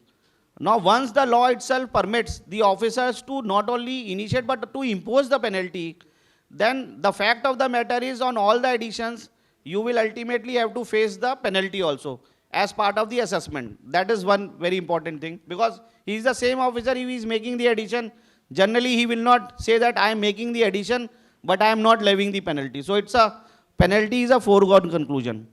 Now, presently there is a section 274 which talks about the notice being issued, the penalty being a complete process in itself, where you are being given an opportunity of being heard. Now that section 274 is also being proposed, the corresponding section is proposed to be amended to say that only a show cause notice will be issued. So today, as part of the assessment, we received a show cause notice for the variations which are proposed by the assessing officer.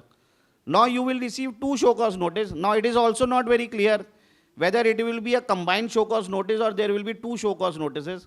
One show cause notice for the variations which are proposed, and another show cause notice for the penalty on the items on which the penalty is sought to be proposed. Logically speaking, penalty notice should come independently post he decides on the variation. So the logical sequence should be, if one has to take a correct legalistic view, would be first he issues you a show cause notice for the variations he proposes. You give your reply, a hearing takes place. Basis that he takes a call as to on which items he wants to ultimately makes a variation or an adjustment, or does not want to make an adjustment. After he has come to some kind of a conclusion that he wants to make variations out of the, say for example, on 10 issues he issues show cause notice. Out of that he either decides on all the 10 or either decides on 8.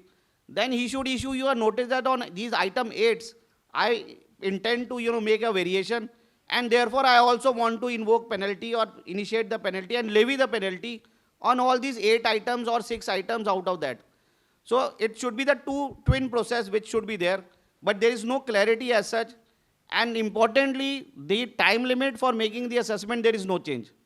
So the entire process has to go through as part of the 153, whatever timelines are there. So today the assessments, the assessing officer ultimately rushed to complete the assessment. Within this particular timeline now, he has to not only make the assessment, but he intends to levy penalty. He will also have to levy penalty also in the assessment order. Another important challenge would be with regard to the demand. Now with regard to the demand, the law has been clarified that no interest under section 220 will be levied on the quantum of the penalty till the time the CIT appeal decides your appeal. So it will be an addition penalty which will be levied, but interest under section 220 for non-payment of the demand relatable to the penalty portion will not be levied till the time your first appeal is decided by the CIT appeal. So no interest. Now another issue which will arise is, supposingly you will have to file your appeal both on the additions as well as on the penalty. And now another point would be whether the CIT appeal, whether he decides both the addition or the penalty. So for example, now the CIT appeal decides to confirm one addition. But today, if then the penalty proceeding is separate, the CIT appeal in a subsequent penalty proceeding may decide that no, I have confirmed the addition, but he may still allow you the appeal relating to penalty. Now the problem will be when the same CIT appeal will be hearing you both on the addition as well as the penalty. So the chances is, if he is confirming the addition, the chances of the penalty also getting confirmed is substantially high. Now the logic which has been given by the finance bill for this introducing this process is that we want to avoid multiplicity of proceedings. I think in the name of avoiding multiplicity of proceeding, it is complicating the proceedings. It will result in too much of complications, because the penalty, one can clearly make out, it will be a foregone conclusion. Once as part of the assessment, this is, the penalty levied. So I clearly feel this is clearly unintended, was actually not required. The process of penalty, and there is a clear jurisprudence which has developed over a period of time, that penalty proceedings are separate and independent from the assessment proceedings. So just because an addition is made in an assessment does not ipso facto result in, the penalty being levied. Now with this process being there, I don't know to what extent there will be an independence of the two proceedings, assessment proceedings or the penalty proceedings. Any thoughts on this, sir? I Contrary to what has been stated that this is intended to avoid multiplicity, it actually promotes multiplicity of proceedings. Look at a case where the assessing officer is rushing with the assessment. Now he must give you a show cause notice not only about the proposed variation, he must give you independently a show cause notice why penalty should not be levied. For which he needs to give you adequate time, and as you rightly said, the findings in assessment are not conclusive insofar as penalty is concerned. But if he has to deal with both of them before the normal time limit for assessment, he will clearly be rushed for time, and ipso facto this will be fait accompli that an assessment will be accompanied by penalty on the additions, disallowances that are made. Now if the additions or disallowance was deleted by the CITPL, deleted by the tribunal, there was no cause for levy of any penalty. Here you will have penalty levied on all the additions, you will go up to the CIT appeal, he will deal with both the assessment and also the penalty, and these proceedings will parallelly continue without any purpose, that if the addition is not ultimately sustained, there was no fun in initiating penalty proceeding. And if you are not seeking to collect the demand, then I really don't see why, the intent is to club the two together. You are not really achieving any purpose, except maybe probably harassing the taxpayers with multiple proceedings. And as it is, the system is clogged with so many appeals that are pending. This will only add to the numbers and the areas in the system. At least I am not able to see any rationale for this particular amendment. I think this is one proposal which all industries should represent to the finance ministry, and this actually should be dropped. Actually, clearly unintended, will actually not serve any purpose, and the so-called purpose of avoiding multiplicity of proceedings is clearly not served by passing.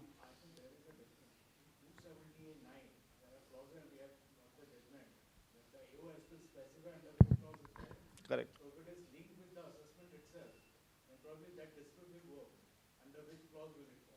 No, but he will have to do it. Satisfaction.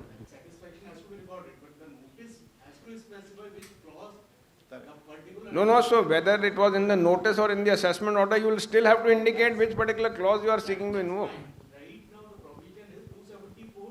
I think what Gaurav is trying to say is that you succeeded in the courts on the point that the notice was vague, it did not specify the precise charge, so therefore although that litigation will go away. And that litigation will... No, that litigation may not go, because when he issues you a show cause notice, he will still have to specify which clause he will have to...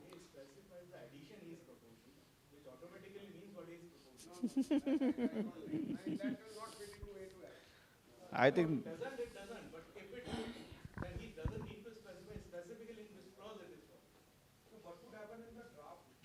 Same process. And so instead of CIT appeal, it is ITAT. So in the... the final assessment, of course, he will have to indicate in the draft order that he is also seeking. So the draft order will have both assessment and penalty? No, what I think the point being made is, will you also raise an objection on the penalty before the DRP? You will have to. Actually, you will have to, it is like, since when you are filing appeal to the CIT appeal also, you will have to take both the grounds. Here also, since he has levied both, so you will have to challenge that, raise an objection.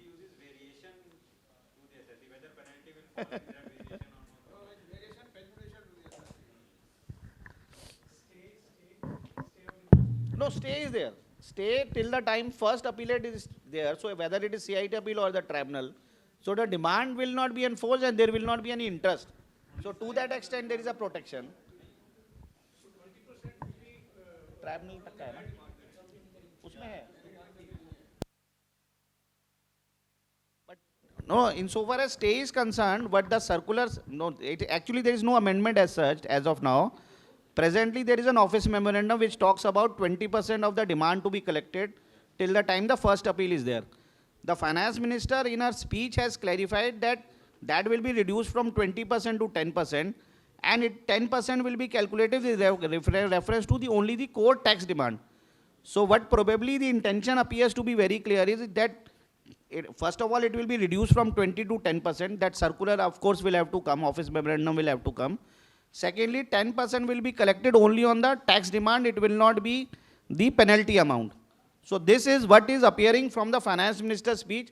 I think we'll have to wait for the office memorandum to come, which supersedes the existing office memorandum. But otherwise, in the law, there is no, it only talks about 220, the interest not being levied.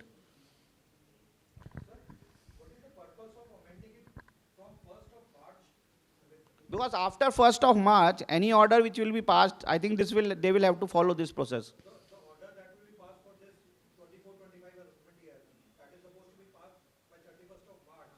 So would I be liable to pay penalty of that? This, just check, you will just check where the memorandum says from which date? From, no, assessment year. It specifies the assessment year. We'll just check, we'll just clarify this. I think it's, यहाँ पर है. क्या चीज़? We'll just clarify this aspect. I think now I'll move to the next aspect of the prosecution. So I think there are substantial, some of the important changes with regard to the prosecution. I'll just quickly wrap up this last aspect of prosecution. Is with regard to the, if you see the, I think this is very important change which the finance bill is proposing, and it is basically to decriminalize some of the offences and low criminalize some of the offences and convert some of the offences into the the fines. So as I pointed out that some of the penalties have been converted into fine, which effectively means that you don't have to pay penalty, you don't have to pay, there is no prosecution there. So those were 3 defaults on which they have been converted into fine. Now there are some of the offences for which the what they have the law, the finance bill is proposing is, it is lower down. So there are 5 things which the finance bill proposes to do. The nature of the punishment is, is being changed from rigorous imprisonment to simple imprisonment. I think this is irrelevant because no one would want to go to jail to do even for a simple imprisonment. Second is the maximum punishment is being reduced to 2 years. So presently in some of the provisions it is 7 years. It is being reduced to 2 years. Again, I will not give much emphasis to this aspect. The third is the grading of the offences. So there is a grading of offences which have been done. So where the income is up to 50 lakhs, 10 lakhs and all those above 50 lakhs. So there is a grading of offences which has been done. The fourth is, if the tax evaded does not exceed 10 lakh rupees, then there is only punishment. There is only a fine, there is no punishment. And the fourth is, the certain offences are fully decriminalized. Now here, the important thing which I just wanted to highlight over here is the two aspects, because generally we look to 276C and the TDS provision, because most of the prosecution which are normally initiated by the department is with regard to the TDS defaults, where you deduct the TDS and don't deposit the TDS. And second is 276C, which is basically for evasion of tax, which is like concealment when there is an addition which is made in the assessment order. Now, insofar as these are concerned, the material change which has been done while decriminalizing the prosecution, the offences is that if you see the existing provisions of 276C and all other provisions relating to prosecution, there it was, the punishment was prescribed and the word is and fine. So it is both punishment as well as fine. Now what the important amendment which has been done in all the prosecution provision is, now it is punishment or fine or both. So therefore the trial court will have the option either to to pass an order of punishment, or they can say that we don't pass an order of punishment, it is simply a fine which is being levied, or it can be both. So earlier that discretion was not available to the trial courts. Now that has been given. I think that is a very, very important amendment. So that is applicable both to section 276 offense, which is for evasion of tax, and also for TDS defaults. So in case of TDS defaults also, now the trial court, in fact, in all cases of TDS defaults where the TDS was not deducted and the department were to launch the prosecution, the only option was the compounding presently. So everyone has to go for compounding, and then the circular on compounding has its own, restrictions. The compounding fees has to be paid, and then, there are restrictions as to the number of times you can go for compounding, etc., etc. Now, the trial court, apart from the compounding, that option is still there. So you can simply go for compounding. But if the trial proceeds, and ultimately the trial court will have that option, will have a discretion either to, give you a punishment or simply levy a fine and don't award the punishment. So that option is a very important discretion which has been given to the trial court. Now, in this context, I think these are all tabulated. I will not read all this. You can all read it at your own leisure. Now, the important thing is, this amendment has been done both in the 2025 Act as well as in the 1961 Act. So, in the present Act also this amendment has been done. And in the 1961 Act, this amendment has been done from 1st of March 2026. Now, the issues which arise is, what happens to, there can be 4 scenarios which we have plotted. There can be a situation where the prosecution is already launched and it is pending before the trial court.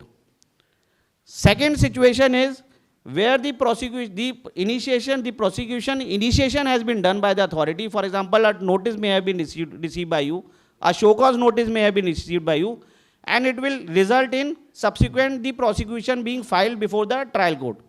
The third situation is the offense was committed earlier, the prosecution may be launched later. And the fourth is the offense itself is committed later and obviously the prosecution will be launched later. Now the larger issue which arises is what happened to the first 2 categories of cases where either the prosecution has already been launched or secondly the prosecution is in the stage of being launched.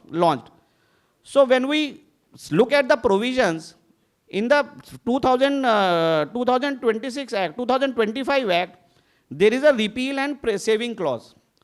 Now the repeal and saving clause is very specific, which is section 536 of the 2025 Act. Now it says that insofar as the Income Tax Act 1961 gets repealed as soon as the 2025 Act is enacted, but the proceedings which relates to years prior to the 2026 tax year, which means all proceedings relating to assessment year till 2026-27 will have to be under the 1961 Act as if the 1961 Act continues to be there. So there is a repeal and saving clause in the 2025 Act which specifically says that all proceedings relating to assessment year till assessment year 2026-27 will continue to be under the 1961 Act. As I pointed out in the 1961 Act also, this prosecution provisions have also been amended from 1st of March 2026. Now the point is, of course, the prosecution will continue under the old Act, which is the 1961 Act. Now another question which will arise is whether the taxpayer whose prosecution has been launched, he can avail of the benefit of the new amendment which are there. So the argument, of course, will be taken on behalf of the taxpayer is the legislative intent appears to be very clear. The intention is to decriminalize the provisions, and therefore even if the offense is committed earlier and the prosecution is already launched and it is pending before the trial court, the benefit of the law which has been amended from 1st March 2026 should also be allowed to those kind of taxpayers. The other side argument could be no, you have to be tested on the basis of the law as existing on the date on which the offense was committed. Now on this issue, I think there is a difference because there was an old judgment in the case of Tiwari Lal Kanhaiya, Supreme Court, which says that the prosecution has to be decided on the basis of the law existing on the basis of law which was existing on the time on which the offense was committed. So if we go strictly by that law, then the beneficial provisions are not available. But there are some judgments subsequently which say that where the enactment, reduces the punishment awarded under the old law, then probably the benefit of the new law, even though strictly may not be available, can also be granted to the old assessees. And they said that it is based on, this principle is based on sound reason and common sense principle. That if the provision itself are decriminalized or the punishment is lowered, then why should, simply because in a case of an assessee, the prosecution has already been launched, Why should he suffer? So we can just take an example of two different assessees. In one case, the prosecution is launched. In the other case, he got for a compounding. Of course, that will be and in another case, the prosecution may be launched at a later date. So, of course, all these cases will be cases which they will have to be technically tested on the basis of law existing on the date on which the offense is committed. But yes, one can possibly take an argument. I think this will have to be decided before the trial court as to whether the trial court judge, gives you the benefit of the amended law or not. But this is all open question, because clearly the intent is to decriminalize it. Intent is not to, award punishment in minor offenses. At least in minor offenses, I think the sound principle which the Supreme Court said, one should be given the benefit. But technically, probably that benefit may not be available. So it's all open issue whether or not this will be available. So I think with this, we come to the end of a direct tax proposal as part of our presentation. And I will request Shami sir, who will be dealing with the indirect tax laws. And just to, I think I will be failing in my duty if I don't point out that this presentation, our entire team of, the tax team has actually worked day and night to come out with all these amendments, these proposals. And it is all because of their hard work. We are only, representing it. We are only kind of, presenting it before you, but it is actually their hard work. And it is basically the entire team comprising of the entire directives team. I think I now hand, please.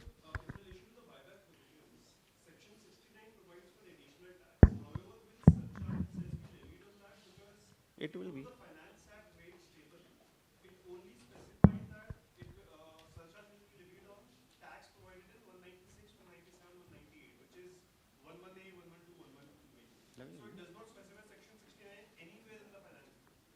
We'll just check it. According to us, though, it is leviable, because now the buyback will be this will be capital gains, so it should be leviable. But we'll just check this again. We'll just check it. We'll just come back.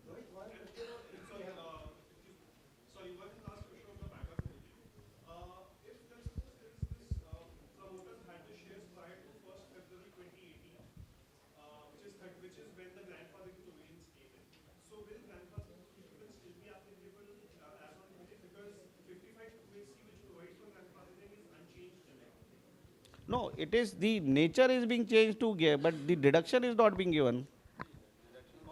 Cost will be given. Once you get back to the computation under the head capital gains, automatically the computation provisions will apply.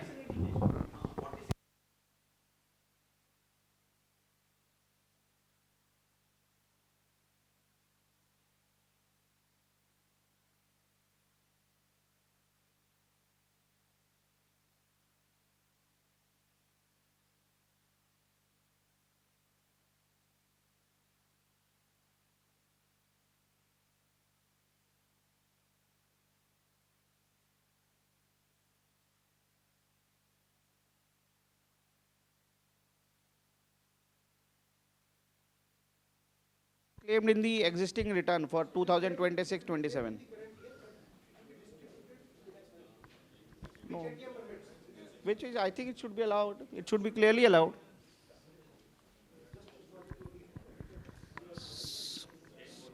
So I think I'll hand over to Shami sir for the indirect tax proposal. Thank you everyone.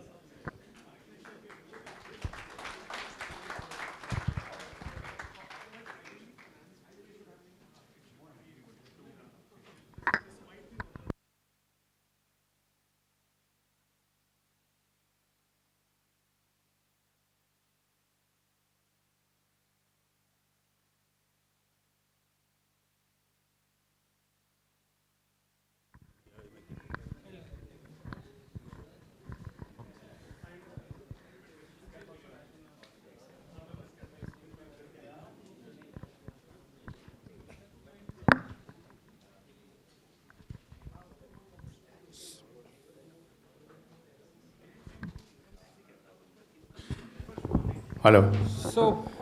Yeah, good evening, friends. Thank you so very much. First of all, I would like to thank all my Direct Tax team members, those who made an excellent presentation. And every year we see that they don't leave any room or time for us, and we come at the last. So I will just make sure that in the next 10-15 minutes we will just run down the presentation that has been, the proposals that have been made out by the finance minister in the budget speech. I'll ask my colleague Arnab to just run down, and whatever comments I can make in between, I'll be happy to make. Thank you. So, thank you. And you see, like the last few years after GST has, since GST has come in, the way indirect taxes reforms are being made have undergone a change. Now, most of the changes that you are seeing in front of you in the finance bill are restricted in terms of, in GST sphere, are operationalization of the changes which were recommended by the council in its 56th GST council meeting in September 2025, otherwise known as the next generation GST reforms or GST 2.0. So there are no surprises as such GST is concerned, but where it comes to customs, and because tariff is now the flavor of the season, you'd see there are some changes which are basically business friendly. They are towards more and more rationalization with the global WTO scheme of things. But at the same time, one can see that there are no knee-jerk reactions to tariff as such, which came out in these years' budget. They kept on the same theme of collapsing multiple tariff rates and to rationalize exemptions. In exemptions, one clear thing was that rather than making exemptions which are use case based or industry based, I think more and more exemptions are going to come on from the FTAs which India is entering, be it with UK, be it with EU. We have already seen that the market is opening in a much larger manner insofar as certain areas are concerned, such as automobiles and alcohol. What is interesting to be seen in these is that insofar as automobile is concerned, the government is giving a good 10-year runway for the industry to be ready, so that adequate protectionism is there for the domestic auto players. Do you have any comments on that? Before we start, I think we should touch upon that. So let's run down. I think people Okay. are waiting because almost 3 hours they've been sitting. Sure. So, see, 129, 130, and 133 are on the same theme, and this is an extremely industry-specific thing, and it relates to fishing, but it gives some insight as to how the government is thinking. What is being proposed here is that fishes caught in international water by Indian flagged vessels, when they come to Indian shores, will not be seen as import. However, when they land up in foreign shores, they would be seen as export. What would be interesting to be seen in this, would such products receive FTA benefits, or would they receive certificate of origin? This is something that would be required to be seen, but this is an extremely industry-specific thing. Good to track it, but I don't see much impact for the larger industry. The first interesting thing that we saw in this was the clause 131 related change. And this is a welcome change where what has been proposed is, there was a provision which allowed for conclusion of proceedings if duty, interest, and 15% penalty is paid within 30 days of the show cause notice of demand being issued. Now the problem, of course, there was the prosecution provisions under 135, 140 relating to imprisonment and all would have continued if they would have started. But there was some issue in how that 15% amount would be seen, because that payment, if it is seen as a penal consequence, would have had a negative connotation insofar as your applications for mover or for AEOs are concerned. In this, a welcome change is that the Act itself now clarifies that that 15% would be seen as a civil consequence and not a penal consequence. So it does not have any negative connotation as such of being penalized by customs. You have any comments? Just like income tax that is decriminalizing.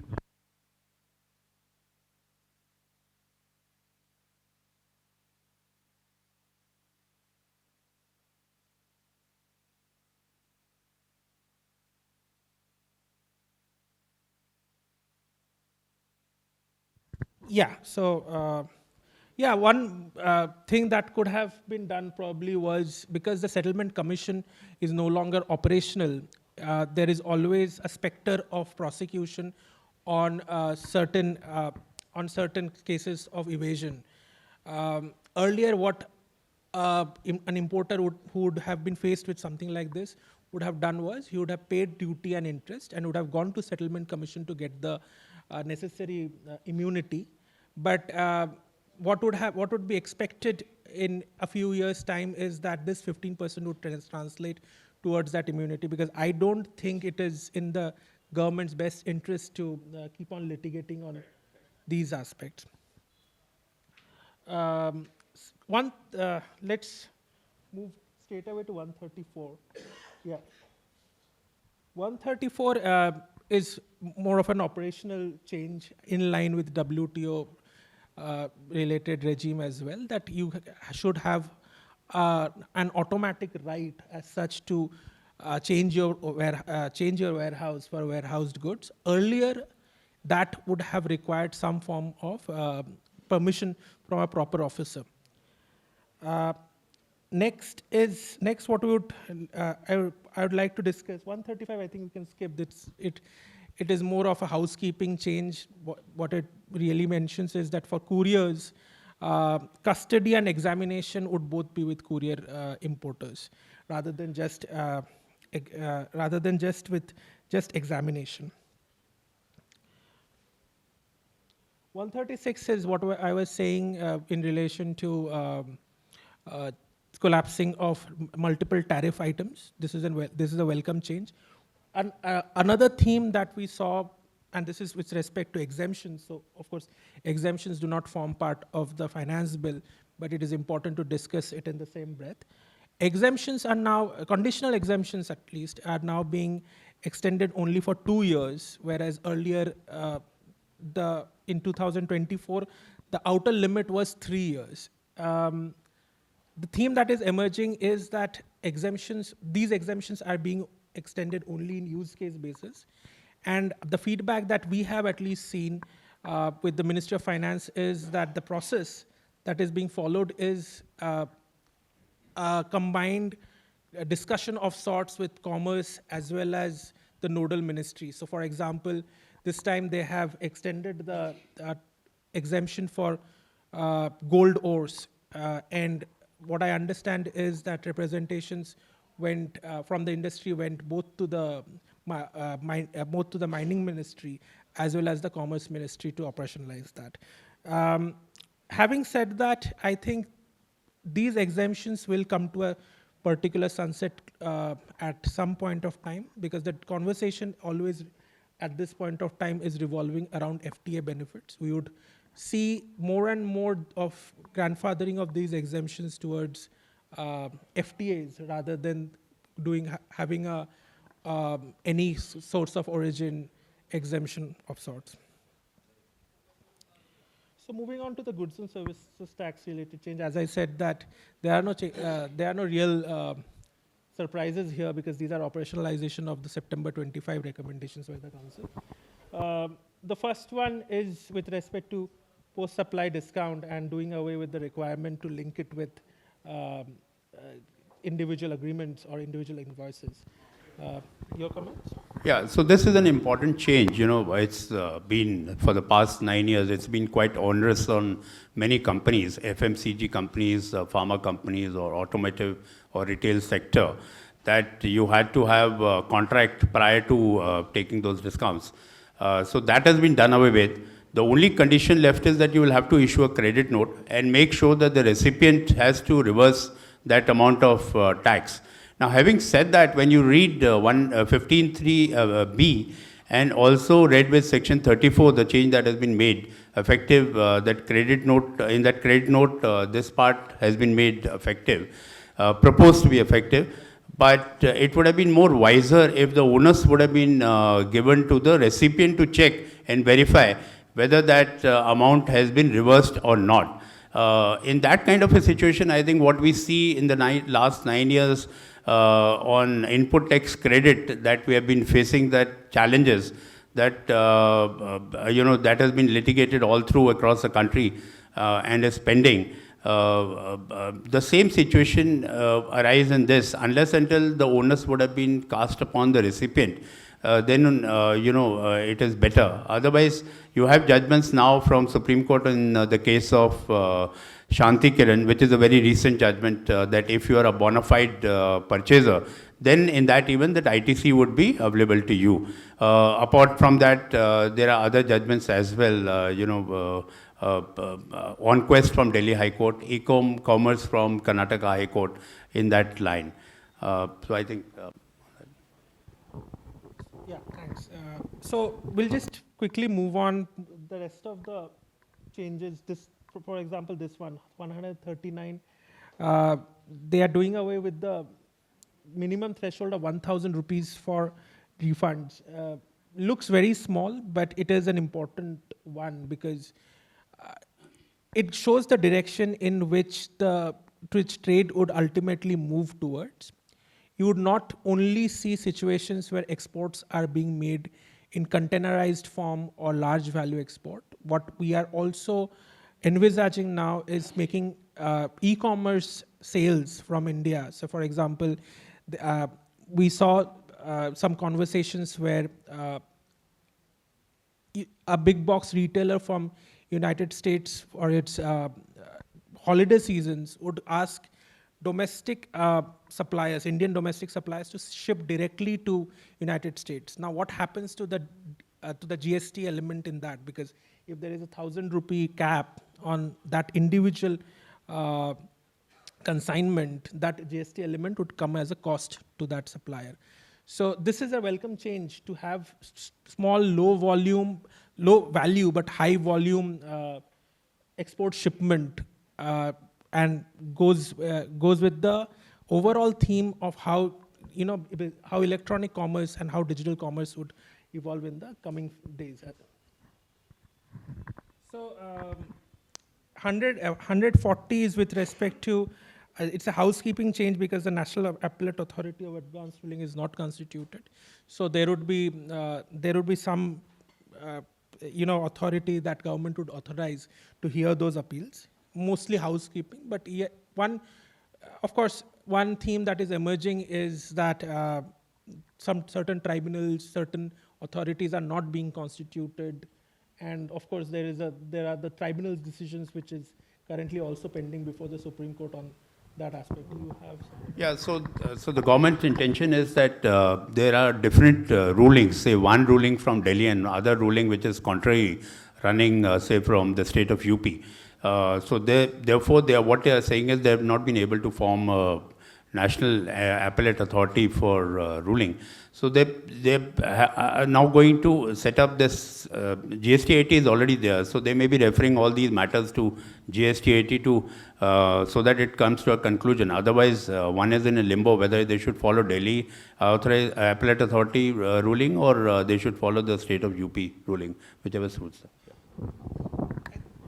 I think that the reform that I liked the most is 141. Of course, it came out in September 2025, and it goes a long distance in evolving in the current situation of flux. So so we had a rule known as the intermediary rule, which basically provided that if there is an intermediary who is facilitating supply of service or supply of goods between two persons, that person's location would be the place of supply. What that would mean is that if that person is located in India, it would not be, the services being provided by him would not be seen as export. Now that rule was being unnecessarily extended by the tax authority to probably encompass each and every type of services being provided by GCCs or other kind of fulfillment centers in India. So if we are looking at a GCC-based economy in the coming few years, as has been also made clear by the government, this rule needed some tweaking, and what remained really was what remained on the wish list really unfulfilled was here there was really a scope of some kind of retroactive clarification, so that all the demands which are there currently on those similar fulfillment centers could have been treated as exports. But I think we will take what we can and move with that. What are your comments? So they've made this prospective, though we have seen many, whatever suits to the government, they may make it retrospective. But in this situation, in the aspect of intermediary, which has been a subject matter of ongoing disputes across pan-India, be it Karnataka, Delhi, Bombay, and everywhere, this issue came, whether the transaction between the parent company and the subsidiary in India would be a P2P transaction or whether it's a P2A, which is principal to agency transaction. So courts across India, on the basis of the transactions that were there, held that there's no scope for intermediary. They cannot be held to be intermediary based on the factual situation. So having said that, it's a welcome change, though it should have been retrospective in nature, and all the litigation that is still pending across India should have come to an end. But we are quite hopeful with this prospective amendment as well. This would give a favorable, to the courts at large as well in the times to come. Yeah. So yes, I think that's the end of. This is the last one. Slide. This is so this is what we have. Thank you for your patience, and thank you for your. It has been. I understand that this has been a long evening. Thank you everyone for staying with us till the end. Thank you. Bye.